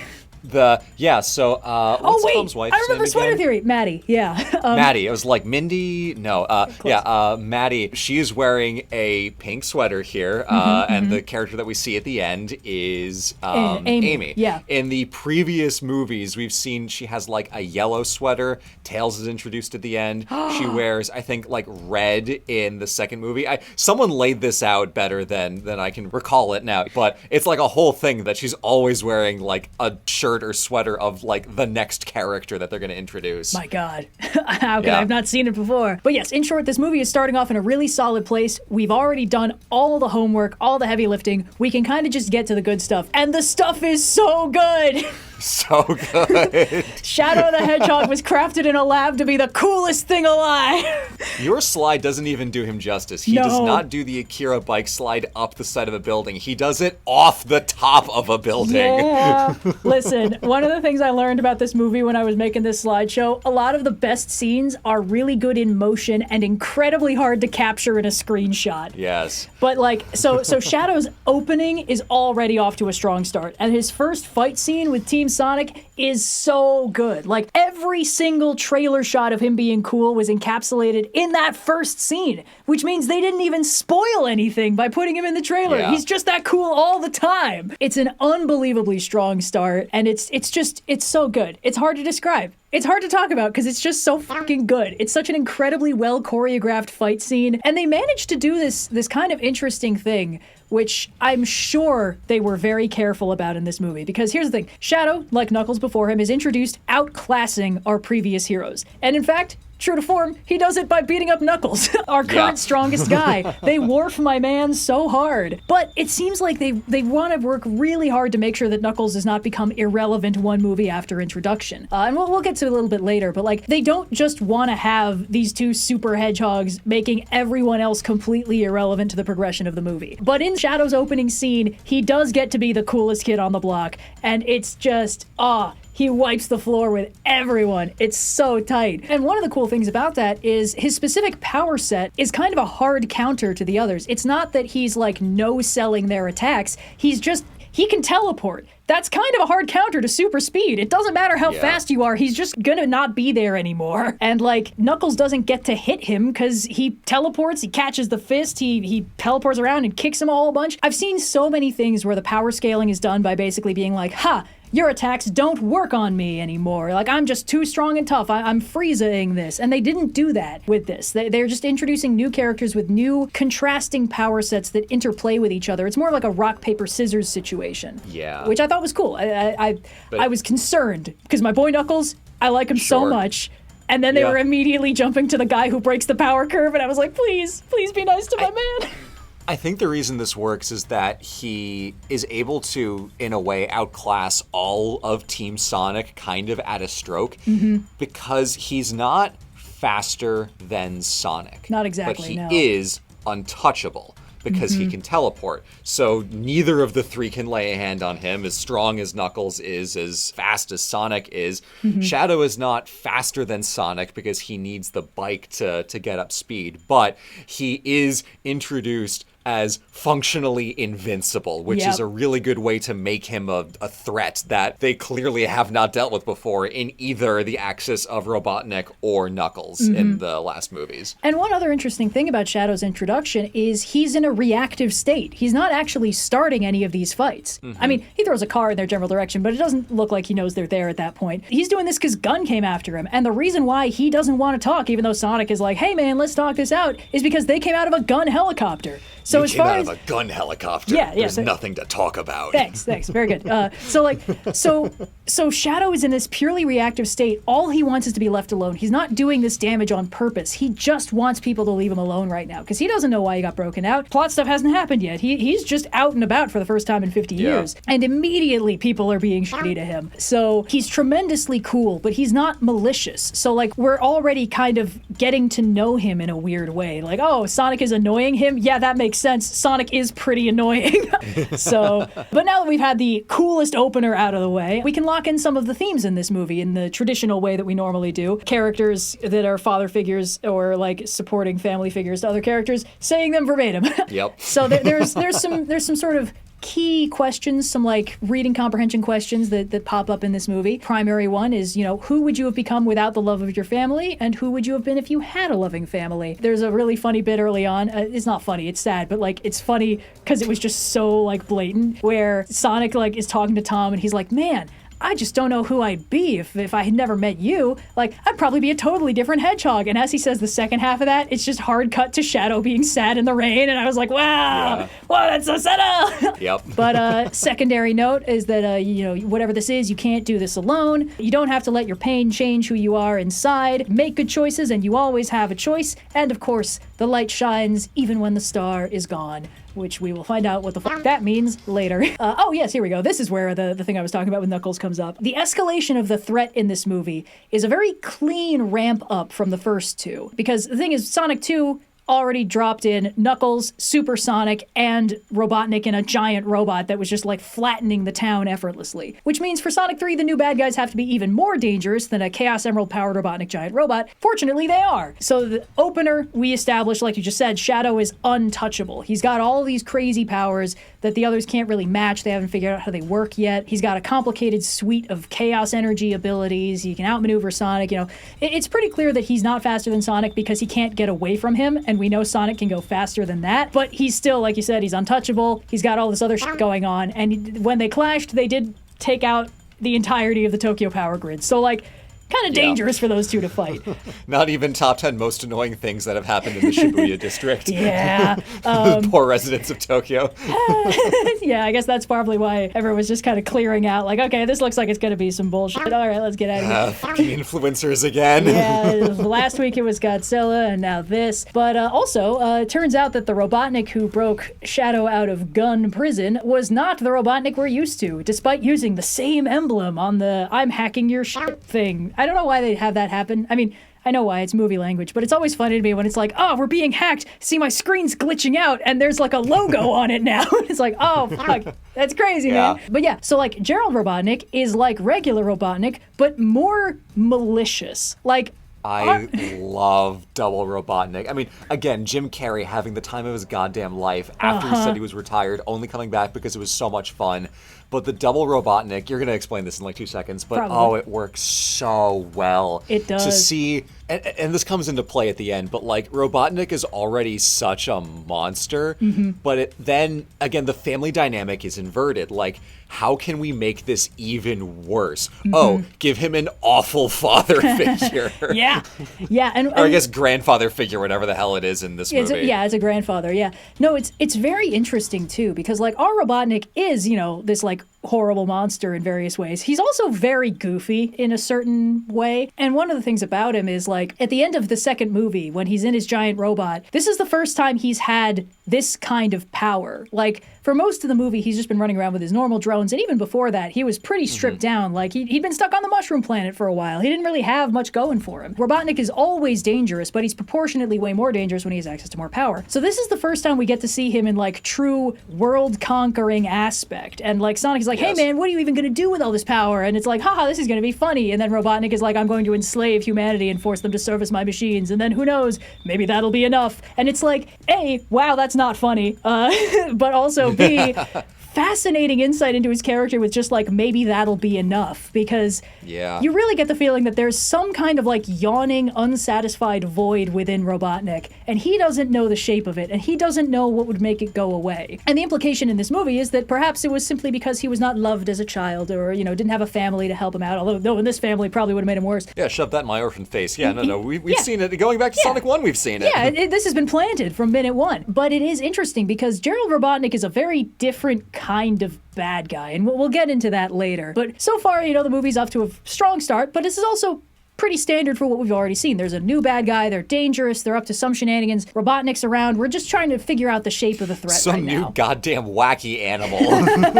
God damn it, there's more superpowered hedgehogs now? Ah! No, the main turning point in the movie comes when the training wheels come flying off. Oh, yes. I forgot about this. For extra cruelty, this happens after a mostly lighthearted sequence, which is the gun heist. Basically, everyone's working together. Like, we've just had our second big confrontation with Shadow, and Gerald Robotnik has revealed himself, and our Robotnik, of course, immediately sides with him and betrays the good guys, fucking obviously, you know, whatever. So they go back home with Tom and Maddie, and they're like, yeah, we need to infiltrate gun headquarters, and we're all horrifying bobble-headed anthropomorphic animals, so you human guys are gonna need to help us out with this. You know, we're a family. We do this together. Great. And we're doing the gun heist, and we're doing wacky shenanigans, and Rachel's actor and Randall, her husband as of movie 2, they get to come back. Shamar Moore. Yeah, yes, they get to come love back him. and have fun. Do the old, like, I am an actor pretending to be another character, pretending to be the character I play, getting to admire themselves and have a fun time. There's like a kind of perilous moment because the final, like, MacGuffin key card they're looking for is in this, like, room with gravity traps, and they're all malfunctioning, and everyone's pinned to the floor, and oh no, Tom and Maddie are in danger, and Sonic's pinned down, but he manages to, like,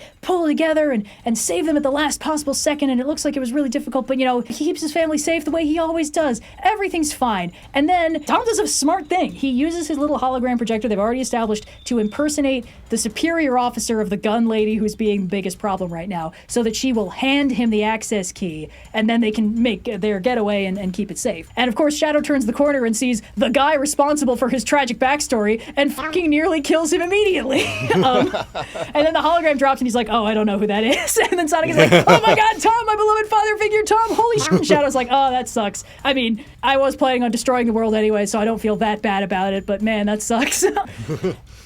Shadow's like, Sonic, ACAB, don't you know?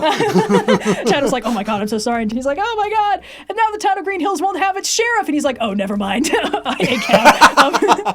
Rip, anyway. But no, this is like such a good scene because it's a completely plausible misunderstanding. Again, Shadow's not being malicious in this moment. He's lashing out of, you know, pain and anger, and he thinks he's targeting the person responsible for the worst day of his life. And when it turns out to just be this random guy, he's not like distraught, because again, he is working on a plan that will involve destroying the Earth. So he's like, okay, that does suck, but also this isn't like world-shattering to me. I was already planning on doing that. But what this does do is it gives Sonic his very own Maria-type crisis. Yeah. Because now Sonic is experiencing something that he hasn't really up to this point. And it removes the normal human training wheels from the entire rest of the movie. Because Tom is in the hospital, and Maddie is with him, and our heroes are on their own. They do so many clever foils throughout this series, and the giving Sonic his Maria moment is so clever. It's so simple. It's so simple, and it's so clever. It's so simple and so clever. And also, this is a level of danger we've never seen our heroes be in before. Or at least not our normal human heroes. Like, even in the first movie, like, Tom punched Robotnik a couple times, but it's not like Robotnik was trying to kill him. He was trying to kill Sonic. He was mostly just like, okay, I'm gonna take him and put him on ice before he starts decomposing. It's interesting. It's like, I didn't know that they could do that. And it's right on the heels of this moment of, like, uncharacteristic peril. Like, we've never actually seen Tom and Maddie in that much danger before, except for that one time Sonic threw them off a building and then had to portal under them. And, like,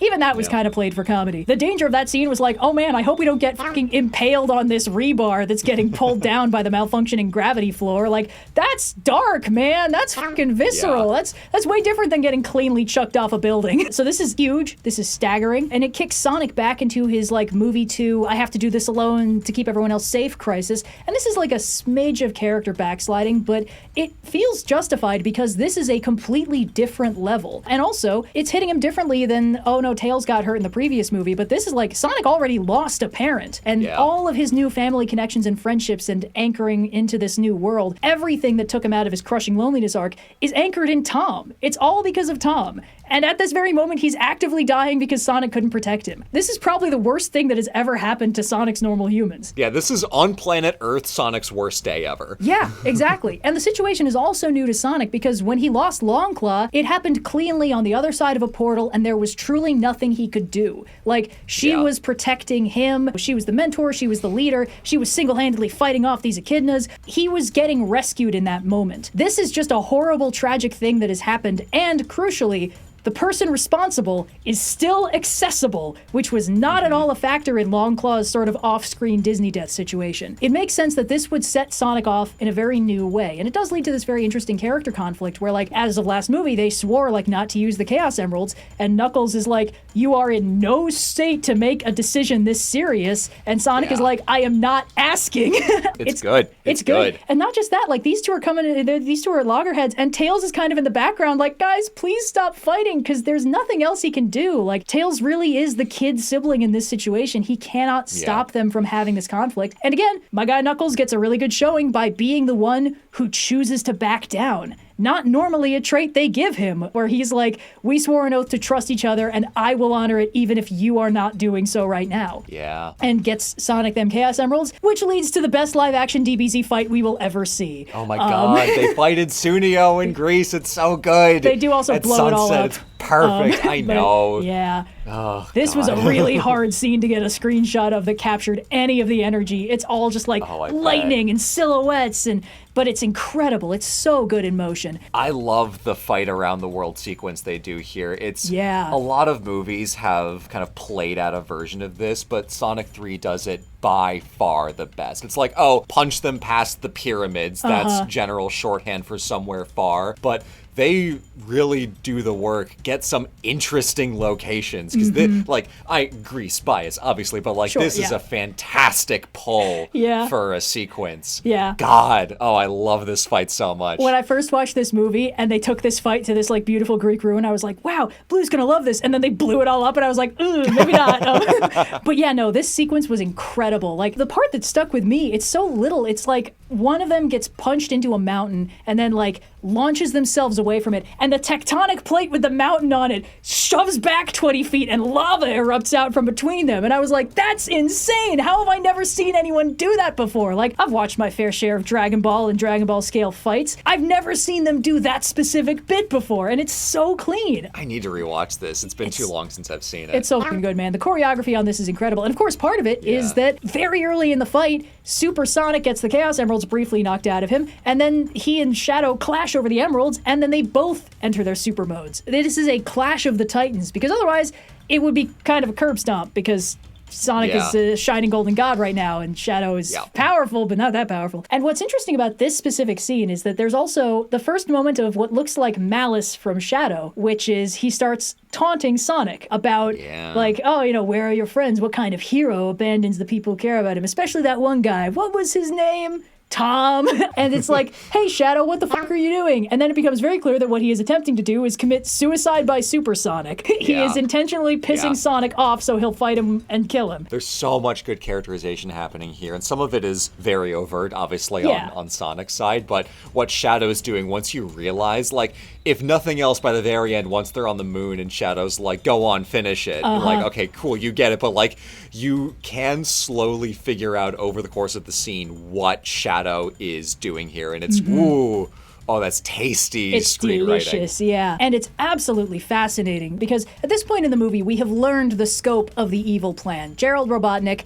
built the Eclipse Cannon so that he could destroy the Earth that took Maria from him. And Shadow is on board with this plan because he's also stewing in this absolutely fresh, raw grief. Our Robotnik, not on board with this. He likes ruling the world. He doesn't want to blow it up, and he certainly doesn't want to die in the process. So we've just learned that this entire thing is basically a planet-scale murder-suicide prompted by the grief of the loss of Maria. And when Sonic wins, of course Shadow's like, all right, what are you waiting for? I'm right here. And he's tapping on his little chest, and Sonic remembers when Tom tapped on his little chest and told him, don't let your pain change who you are in here. Verbatim statement of the theme in the first 10 minutes. Classic Tom behavior. Classic Tom Wachowski behavior. But that's the thing. Sonic has that moment of he's like, I don't want to be this person. And at the very beginning of the fight, Shadow was like, now you understand what I've been going through. We'll see if you make the same choice. And the answer was, no, he didn't. Sonic saw what he could have been, the person he could have been, and he didn't want to be that person. And there's this really interesting substrate in this conversation that actually isn't super highlighted, but I did catch it on the rewatch, which is it matters what the person who they've lost would think of them now. Because earlier in the movie, when Gerald and Shadow are set up in the Eclipse Cannon charging it, Shadow's like, is this what Maria would have wanted? And Gerald says, it doesn't matter it's not about what Maria wanted, it's about what they deserve. Yeah. And meanwhile, Sonic is kind of like, no, it's exactly about what Maria would have wanted, because even if Tom is dead, and at this point, he could be. Sonic doesn't know. Even if that were true, it would matter that Sonic acts in a way that would make him proud of him. And like we knew this early on too, because at the very beginning of the movie when Sonic and Tom were having their little hangout, he was like, do you think Longclaw would be proud of me? And Tom is like, yeah, I'm sure she would. And it's like, that's still top of Sonic's mind, even though Longclaw's gone. Mm-hmm. Like, she's not going to come back to be disappointed in him or anything, as far as we know. Just this sort of like substrate of like, the way you keep this person you've lost alive in your heart is by acting in a way that would make them proud. And Shadow has been so caught up in the fresh grief of the loss of Maria because he's been reliving it for 50 years. Like, he has not had 50 years to process. He's been keeping that wound open. Yeah. It's just such this beautiful little moment as basically Shadow sees in Sonic a person going through pretty much exactly what he went through and choosing to, even though it hurts, like choosing to try and act in a way that would make that person proud. And Shadow truly did not seem to think that was an option, because I think the line he says, like, I've lived with this pain for so long, it's all I know. I didn't think I had a choice or something like that. And Sonic is like, well, there's always a choice, which is another thing that Tom said verbatim earlier in the movie. Yeah, classic Tom behavior. Classic Tom behavior. It does remind me of, I think it's in the real-time Sonic fan dub, where it's like, Shadow, remember what Maria would have said, and it's like, kill them all, Shadow. It's like, I really don't think she would have said that, Shadow. It's like, no, that's totally what she said. Anecdotally, I think there might be something in the games where, like, Gerald altered his memory of it, so Maria was like, fucking make them pay, Shadow! Destroy them for my death! And then he was like, hey, wait a second, that seems very out of character for Maria. But that's, like, third-hand information from my YouTube comment section when I was listening to the soundtrack yesterday, so anything is possible. I gotta say, shout out to the people in the comments on those musical tracks who just quote the dialogue that was happening in the scene that the track was playing over. It's actually very useful for me to, like, place it. So shout out, thanks very much. Yeah. But yeah, like, this is a very similar scene to what happened in the previous movie when Sonic and Knuckles had their little bonding moment on the beach of like, oh, it turns out I'm experiencing a trauma very similar to one that you've already figured out how to process. How interesting. But it works in this one too, because in the previous movie, Sonic was already pretty much fine at this point, and Knuckles was the one going through a crisis that Sonic recognized. Whereas in this one, Sonic is not doing good, man. He's having a very, very bad day. And the fact that he can put down that grief and that pain for a moment and, like, see in Shadow this kindred spirit who he could potentially help. It's big. It's a moment of emotional maturity from our guy. So it's good. And this is, of course, the callback for The Light Shines Even Though the Star Is Gone, which was Shadow and Maria's last significant conversation, stargazing, and she's talking about, like, yeah, star burns out, but the light takes so long to reach here that we still see it shining even though it's gone. And that perfectly reverberates with the idea that even though Maria's not there anymore, the light that she cast in life can still matter if Shadow chooses to let it matter, which is the only way he can keep her alive in any form at this point, which is fascinating and very, very heartbreaking in many ways. So, like, hell yeah. It's just such a good fucking scene. A good movie. And of course, that's the hard part out of the way. Now it's time to do the fun stuff. Fight a giant army of interchangeable robots, Gendy style. Bust out the Crush 40 covers and watch the fireworks. And it rules. It fucking slaps. Not as much to talk about with this part. It's pretty simple, Super Sonic, Super Shadow choreography. It's rad. It's cool. My original concept for a detailed diatribe about, like, the evolution of Sonic movies getting more video gamey to the point where after Sonic 3, like, anything is on the table. I had mentally titled it Earning, Live, and Learn, of, like, how do we work our way up to being able to do this image right here with that soundtrack playing underneath it. Yeah. So continue, but that was the guiding principle of, like, how do we get from Sonic is an alien and shows up to an Earth that has never seen anything like this before to this is happening, and we're like, yeah, this makes perfect sense. This could only be happening on Gerald Robotnik's giant space laser machine that looks like his face. Because, like, pissing on the moon. Yeah, you can't open with this. You cannot show this to Joe Normal moviegoer in a universe where Sonic 1 and 2 haven't happened. You have to build up to it. You can't do this. I gotta say, though, Live and Learn is everywhere in the soundtrack. It's the fucking Dies Irae of this movie. I was gonna say it's the Dies Irae. You can't escape it. I mean, listen, music theorists on their first day getting a lot of Dies Irae vibes from it. I'm just saying, it's fucking everywhere. But yes, let's go back to those themes we talked about. Like, how did they end up playing out in the movie? Of course, you know, who would you become without the love of your family? Who would you have been if you had a loving family? That second question was basically asked verbatim to Robotnik in the moments before the Gerald Robotnik reveal, where he was very like, pshaw, I don't need a family, I'm too smart and badass and awesome, and the world never understood me. And then Gerald was like, my boy, the world never understood you. And he's like, oh my god, he's speaking my language. Turns out, sometimes blood family can also be toxic. Shocker. Yeah. But the fact that Robotnik turns out to be so desperate for a family that understands him means he's absolutely blind to the manipulations going on. You know, he pushes aside Agent Stone, his one true love, to try and like bond with Gramps. Tragedy. Agent Stone, such a good showing on all three movies. Like, yes, he's not even come up, but oh my god, underrated fave. My man. This is like when we so did good. the Castlevania detailed diatribe and didn't mention Alucard. Yeah. But like he is not related to the core thesis, but like, oh my god, Agent Stone is such a good character all throughout. Yeah. So his intro in the third movie, he comes in on a motorcycle being incredibly cool, taking out these stolen egg drones and then riding off. And there was a brief stretch where I was like, oh my god, this incredibly cool new character on a motorcycle, Rouge the Bat? And then it was Agent Stone. And I was like, that makes more sense. They would have had to do some fucking work to make her look human in shape. But too Sonic pilled, man. But the question of like, who would you become without the love of your family? Who would you have been if you had a loving family? Of course, Shadow and Sonic are very central to this theme. When director Walters or whatever, gun guy, is explaining Shadow's general vibe, he says, like, you know, Shadow's story started a lot like you, Sonic, except where you found family, he did not.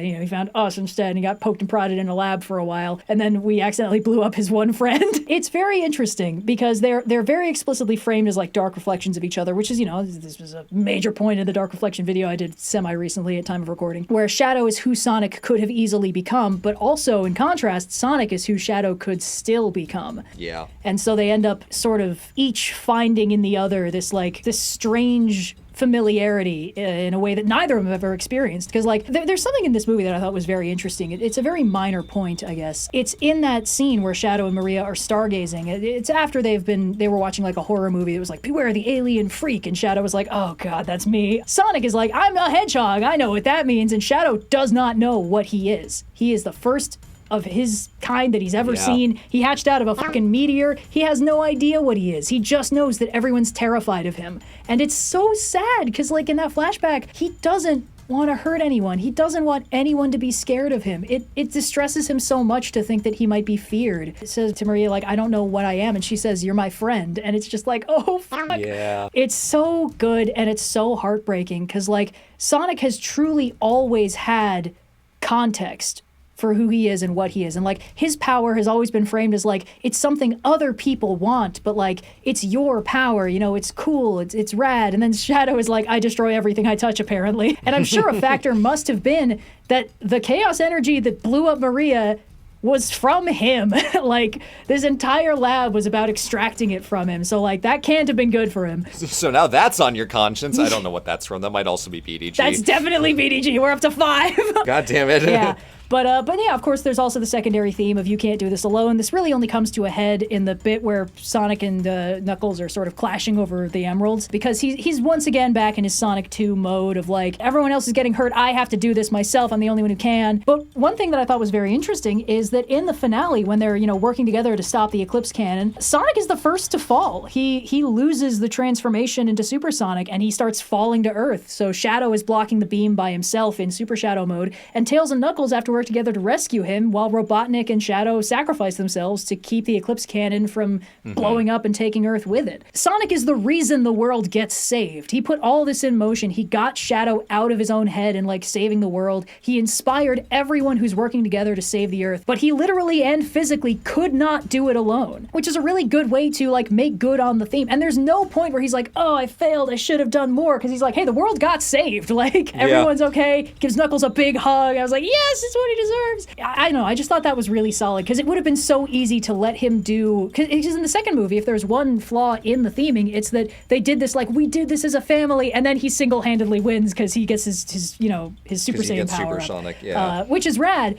But I think that this movie does a very good job of being like, look, supersonic is incredibly powerful, but there are limits, and it doesn't mean that everyone else becomes irrelevant. And of course, the third primary theme is all that stuff about like choices and stuff like that. You know, you don't have to let your pain change who you are. You can make good choices. You always have a choice. And, you know, when Shadow is throughout most of this movie, he's just so steeped in his pain that he feels like he doesn't have a choice except to lash out in every direction and, you know, destroy the world that took Maria from him. But it's Sonic who basically makes him realize that there is always a choice. You know, the sunk cost fallacy is not real. He can always choose to stop and work to save the world instead. You know, he may have put all this in motion, but it's not too late to fix things. And even though Maria's gone, it's not too late to do something that would make her proud. And then in contrast, Gerald has made his choice over and over again. Out of there. Yeah. Because, you know, we have two villains in this movie, and one of them gets redeemed and the other one doesn't. And with Gerald, it's like, Gerald made his choice over and over again. He could have at any point chosen not to do this.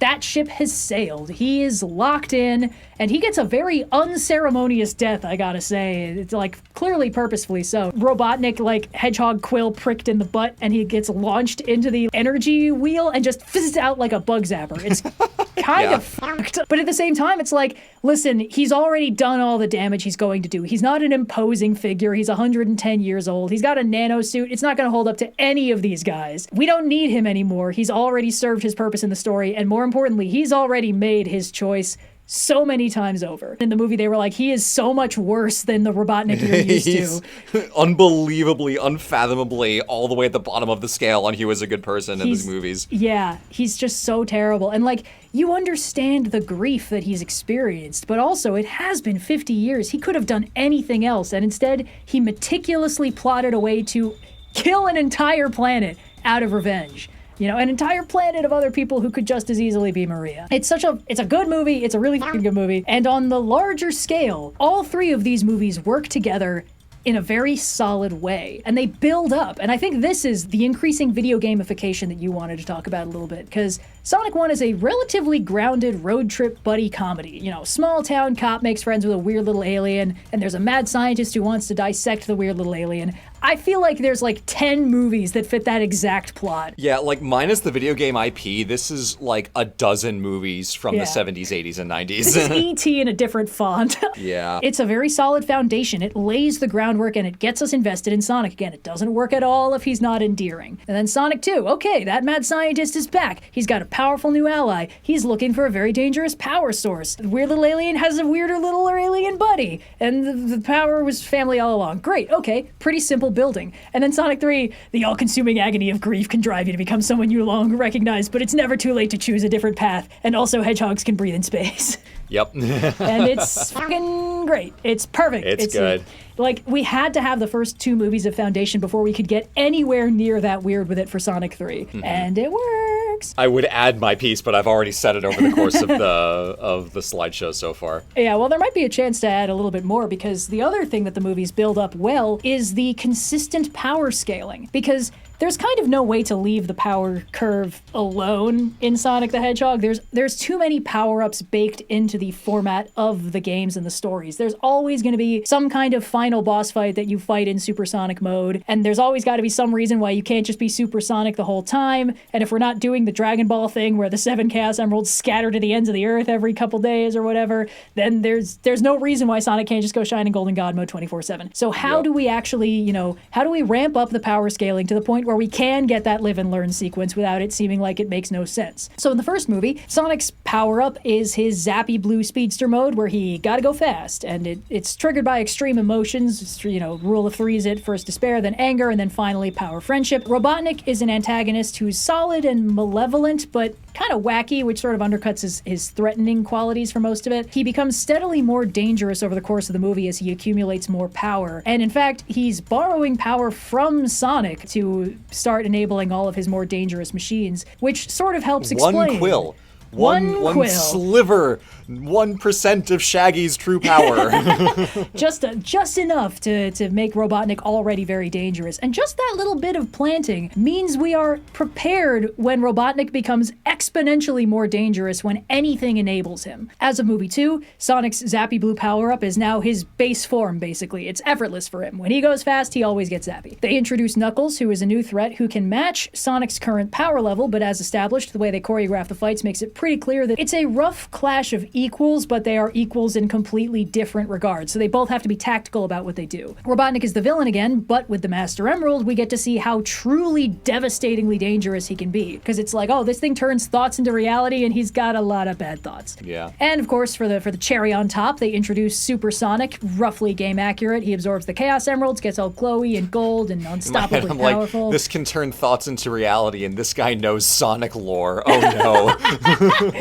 He manifests like 8-bit Sonic, and it's like, what the fuck is that? But because of Sonic's character development, he recognizes that this is too much power for him to use recklessly, so he willingly gives it up and sets it aside as a last resort. Which does help explain why he doesn't bust it out minute 1 in Sonic 3, but this is the kind of thing where, like, the next time a threat is even slightly bad news, and it looks like the consequences are going to be dire, they're going to need to explain why Sonic doesn't just go Super Sonic first. This is a problem with all of these super modes. Superpowered evil sides. Yeah, that's a good way to do Older it. trope talk, but yeah. And in some versions, Supersonic is kind of a superpowered evil side. And it looked like they teased that a little bit with like, he is no longer the Sonic you knew. Just kidding, he is exactly the Sonic you knew. And it's like, yeah. But in some of the versions, Supersonic is sort of like out of control, maybe. Because again, they always have to come up with a reason. But in this one, he's just character developed enough that he's like, I'm not ready for this power. So movie 3 brings in Shadow as a new threat, who immediately outclasses current strongest character Knuckles, has all these abilities that the others can't really match, mostly teleportation. With Supersonic back in play, we're like, okay, this feels like it should solve the problem immediately. But since Shadow is the first other hedgehog we've ever seen, it really kind of doesn't surprise us when we see him also enter a super mode, because it's like, oh shit, yeah, he is the first other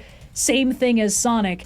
And if Sonic could do it, it makes sense that he can too. Because it was just a thing that happened to Sonic. It's not like he had to do anything complicated to be able to like power up. He just said, I love you guys, and it worked.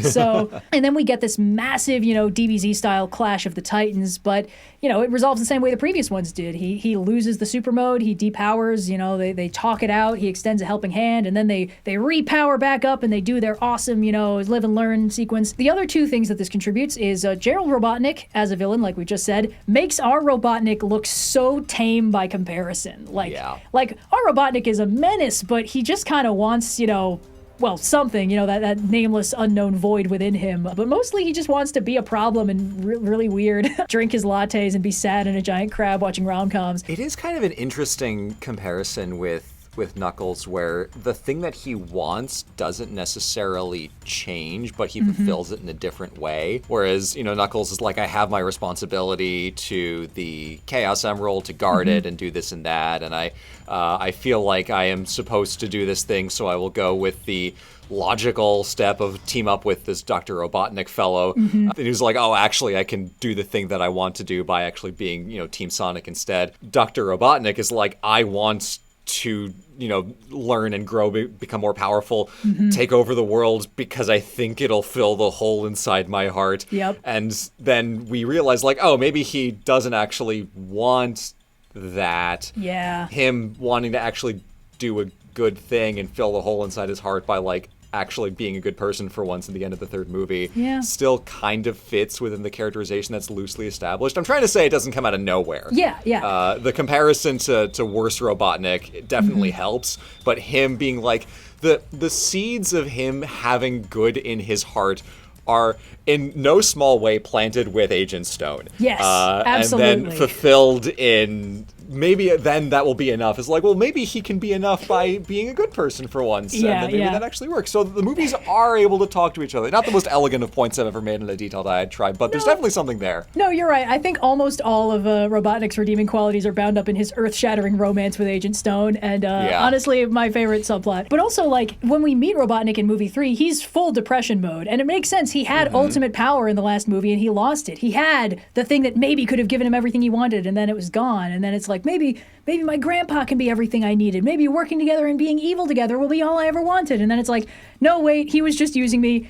And that sucks. And then it's like, I abandoned the one person who ever actually liked me. And, one person is enough. One person is always enough. The light of Agent Stone shines, even though he kicked him out and didn't take his latte. Anyway, and also just from a power scaling perspective, we finally see the physical limitations on Supersonic. A weapon capable of destroying a planet can eventually wear him down. This is good. This is good to know. And also, we just talked about Robotnik a lot, but we really should talk about the Eggmanification at play, because his design has training wheels of its own. In movie 1, like we said, he's very sleek, tech eccentric, good fashion sense, the smooth millennial white drone technology, and it's the exposure to Sonic that starts transforming him into the Eggman we recognize, because Sonic starts frazzling him enough that his character design starts changing. By Sonic 2, he's got the bald head, the stash, the obsession with the Chaos Emeralds, and by Sonic 3, he's basically completely game accurate in the way he looks and is shaped. And he's steadily gone from being a sort of palatable mad scientist villain to being Dr. Eggman. And it's been gradual enough that every step of the process felt completely reasonable at the time. It's like, oh, he's on a fucked up mushroom planet? Yeah, maybe he would shave his head. Why the fuck not? We know he's insane. He'll make decisions. Anyway, yeah, so he's a very useful element in these movies. I think he's what made the first movie really work, and then he was steadily less foundationally necessary as time went on and the main cast started growing, because he's still rock solid in every movie. And again, his rapport with Gerald Robotnik is really solid in movie 3. He's the contrast that makes Gerald seem so much more heinous when we learn what he's actually planning. But he's very interesting, and I thought it was very funny how they sort of gave him the Street Fighter movie treatment, where they very slowly get him in his accurate outfit, just in case it scares us off. Truly what happens is that Ivo Robotnik and Sonic in the third movie are both confronted with you, but worse. Yeah. Damn. Yeah. Damn. Wow. Well, fuck me, I guess. I didn't even need all these slides. 3 out of 4 of them end up being good guys by the end. Hell yeah, brother. And just as a quick rundown of, other reasons why these movies are good, some of the pitfalls that they avoided that I've seen, destroy lesser franchises. Big one is sequel-induced character backsliding. It's hard to come up with new character arcs. Sequels will frequently recycle the old ones. It's like, oh, at the end of the first movie, this romantic couple got together, and now we don't know what to do with them, so we broke them up at the start of the second one. It's like, all right, whatever. These movies largely avoid this. There's a couple times where they retread Sonic's I have to go and do this myself arc, which I think is actually fair, because that's not exactly a problem that you entirely solve, especially not if you do sort of possess ultimate cosmic power that nobody else can wield. It makes sense that he keeps coming back to, okay guys, it's been fun messing around, but now I have to become supersonic and solve everything myself. I think once in the second movie, and then once again because he's having the worst day of his life in the third movie is fine. I think it's excusable, yeah. And also, if they do it in Sonic 4, I'll be a little bit sus. Yeah. But at the same time, I think that the way that his arcs sort of stack on top of each other, where the first movie, it's about escaping isolation. The second is about developing the maturity to recognize his own immaturity. And the third act is about processing grief and, taking control of his actions. He's playing out an arc over these first 3 movies that puts him on the path to true heroism, sort of becoming the version of Sonic that the games just sort of drop you into and are like, yeah, he's a good guy, he's gonna solve problems because he's a hero. Don't worry about it, it's fine. We have 16 bits to play with, okay? We're doing our best. They also managed to avoid uncontrolled power creep. Just by virtue of Super Shadow being a thing, they immediately sidestep the problem of well, if Sonic's the only one who can do this, why is anything a problem ever? And it's well, he's not, is the thing. And also, Super Sonic does have limits, it turns out. And they did such a lot of work to make sure that Knuckles doesn't really get dwarfed in this movie. I've got an honorable mention slide next where I get to gush about how well they do Knuckles, but we'll get there. And they also managed to avoid the market research palatability thing that has squashed a lesser video game adaptation. Oh my god. Sonic is weird, we all know it, and to appeal to the mainstream audiences, you could sand down a lot of that weirdness. And they didn't. And it's so clear. As the movies go on, it's clearer and clearer. It gets weirder. It gets weirder. The people who make these movies clearly love these characters. They love the games, the music, the vibes. And so the steady reduction of the human training wheels proves categorically that the movies are more interested in being about Sonic than they are about making them palatable to Joe Moviegoer and his 2.5 kids. Yep. It's so solid, but at the same time, they're not too precious about the lore. Because that's the other thing they could have very easily fallen into, which was the problem I ran into with the Warcraft movie, of all things, where it's so dedicated to, I guess, being game accurate or something. I wouldn't know, I didn't play that much Warcraft, that it just kind of ends up making no fucking sense. And like with Sonic lore, it would be so easy to get tangled in knots about it. Like, as of right now, I think in the games, there are canonically 2 different versions of Sonic running around. One of them is classic Sonic, and the other one is modern Sonic. Classic Sonic is like the 8-bit round version who doesn't talk, and modern Sonic is the cool version from like Sonic Boom and Sonic Forces. And that's too many Sonics. We don't need that many Sonics. I don't know why they did this. Like, it's just, there are so many ways that this could go off the rails by just getting way too deep in the lore of like, oh no, we're going to officially call them Mobians or something. It's like, you don't have to do that. That's the thing. There was a huge body of lore they could have gotten tangled up in, and they didn't. And that is impressive, because it's clear that they do love these characters and care about them without getting so caught up in them to not adapt where adaptation is needed. Yeah. And just some honorable mentions of like other things that I think make these movies really good, that are really fun. The music and the sound design. Oh my God. It's hard for me to notice a lot of the time. I am not a sound designer by trade. I audio edit our videos, but that's not really the same thing. No. I have a very insert tab A into slot B approach to soundtracking things, but even I can tell that the music and the sound design of these movies is so unbelievably fun. A ton of the background music is like soft remixes of game soundtracks, like, sliced up or rearranged, light motifs get brought in. Every time Sonic drops the rings, they play the oops, you dropped the rings sound effect. I think when he's doing that little race with Tails and Knuckles, they play the level clear jingle and he hits the sign and it spins around. I knew they did the spinning the sign. I didn't realize they played the jingle, but that makes perfect sense. Yeah, that's great. They got the drowning music when he's nearly drowning. The Siberian Tavern is playing Tetris music when they walk in, and Sega owns Tetris. They made it in 1988. Right. And there's so much fucking live and learn in Sonic 3. It's everywhere. It's so good. I knew it was going to be everywhere, and then when they opened with the soft acoustic cover, I was like, oh, we're in it, boys. Was it also the trailer had like a moody piano Green Hill Zone? I'm not sure the trailer does. That's not moody, but yeah. If I sang it moody, it would be like half the tempo. Yeah, that's true. There very well might be a moody, slow Green Hill Zone. I know there's a casual Green Hill Zone thing that plays at the end of Sonic 1 when they're sort of doing the Sonic has officially been adopted bit. Also, I thought it was really cute that Sonic 2 establishes that Robotnik has developed a hobby of creating complex Rube Goldberg machine death traps out of just like scrap mushrooms. Because of course he would. And also, this is exactly the kind of hobby that a guy who keeps designing video game levels needs. It makes sense. It's really fun. I will never stop thinking about the line, "You're no Maria." Holy shit. It perfectly encapsulates everything wrong about Gerald Robotnik. He has living family still, and Robotnik's entire thing is about feeling unlovable. And then Gerald just looks him in the eye and says, "You're right. I don't love you anywhere near as much as I love your cousin who I'm going to destroy us all for." Like, holy shit. It's astounding. Yeah. Also, that's the moment where Gerald becomes fully irredeemable. Like, that's basically where he locks in. Like, he's made this choice already, but that's when he really locks in. Like, no, you are not enough to make me stop this. In fact, you're not even enough to make me consider stopping this. Crazy work. Yeah. And also, look, Knuckles is an easy character to get wrong or do in a really boring way. Yeah. And they do him so good in these movies. They let him be funny. They let him be stoic and honorable. And they let him keep those qualities even when they aren't funny. Like when him being honorable is what de-escalates the conflict. He chooses to do that. It's like it could have so easily come to blows and then Sonic could have beaten him and then run off and it would have worked out the same. But the fact that he chooses to be like, no, I am choosing to trust you because we swore an oath. That's incredible. That's good. And also, as of the finale, he's confirmed to be the only member of Team Sonic who can survive atmospheric re-entry. So that's my guy.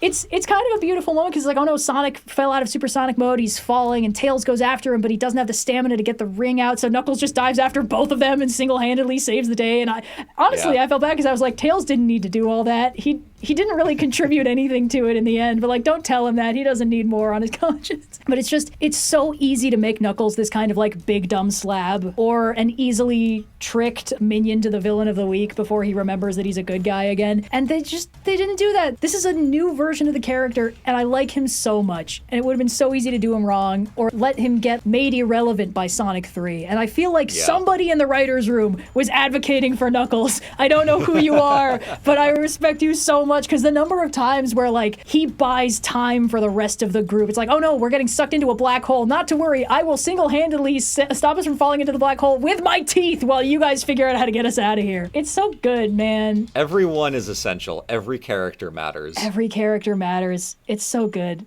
I like it so very much. In conclusion, I'm putting money down. I bet that in Sonic 4, we're bringing in Silver as the primary threat for the first half, because Silver is constantly misconstruing who's responsible for the future exploding. And one of the tracks in Sonic 3 is titled Green Hill Good Future, and people in the comments were like, I bet money we're gonna get Green Hill Bad Future in Sonic 4. Whoa. And it's like, oh shit. And I bet he's gonna be a big problem, and then Shadow's just gonna reintroduce himself out of nowhere by kicking him in the back of the head, and nobody's gonna be happy about it except for Sonic. I've seen the scene so clearly in my mind, and if we don't get it, I'll draw the fan art myself. This is a promise.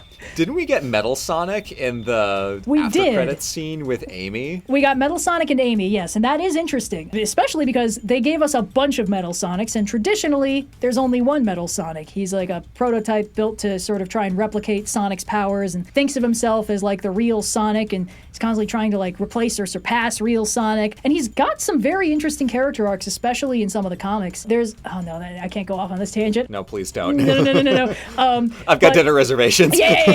So my point is, like, there's a lot that they could do with Metal Sonic as a character, and I kind of hope they don't make him an interchangeable minion robot like they were doing with, like, the egg drones or whatever, but we don't know where the fuck he came from or why Amy is here, so there's a lot of things they could do, and I really hope they bring in Silver. I think it would be fun, but, yeah, no, movie's good. That was basically my main thing, was just trying to figure out why the fuck and how they are good, and I think I've gotten most of it.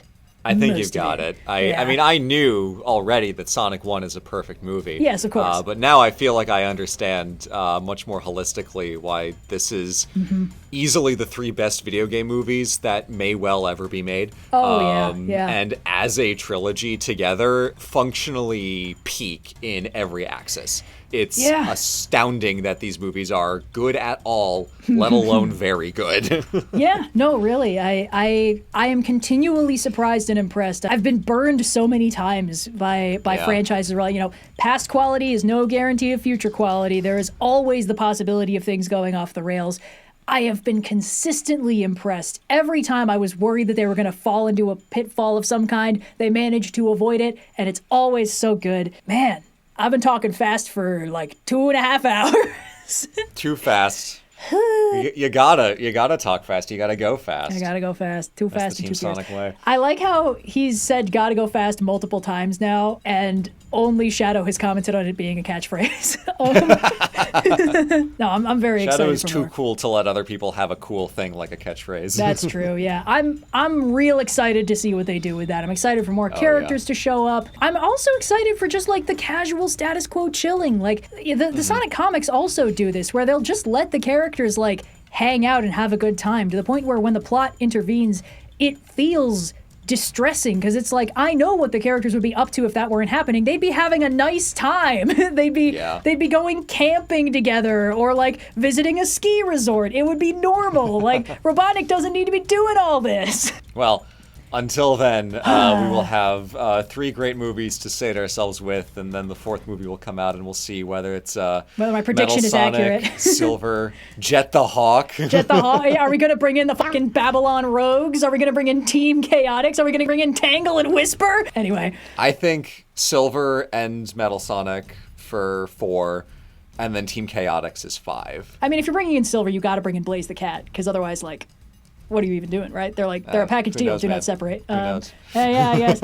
Well, until they then, can do anything. The only question is what order. That is true, man. There is no lack of content in the expanded Sonic universe to draw on. There is a distressing lack of content in the Sonic universe. Woo, boy. All right, that's all I got. So, same here. Bye. Bye. Gotta go fast.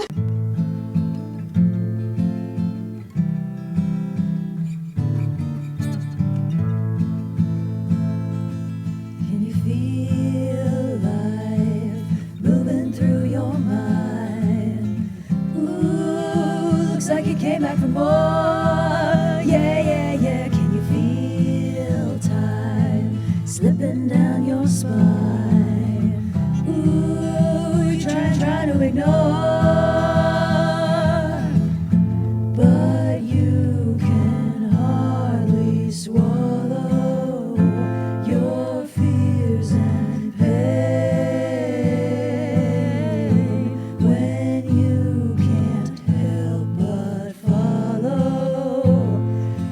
right back where you came.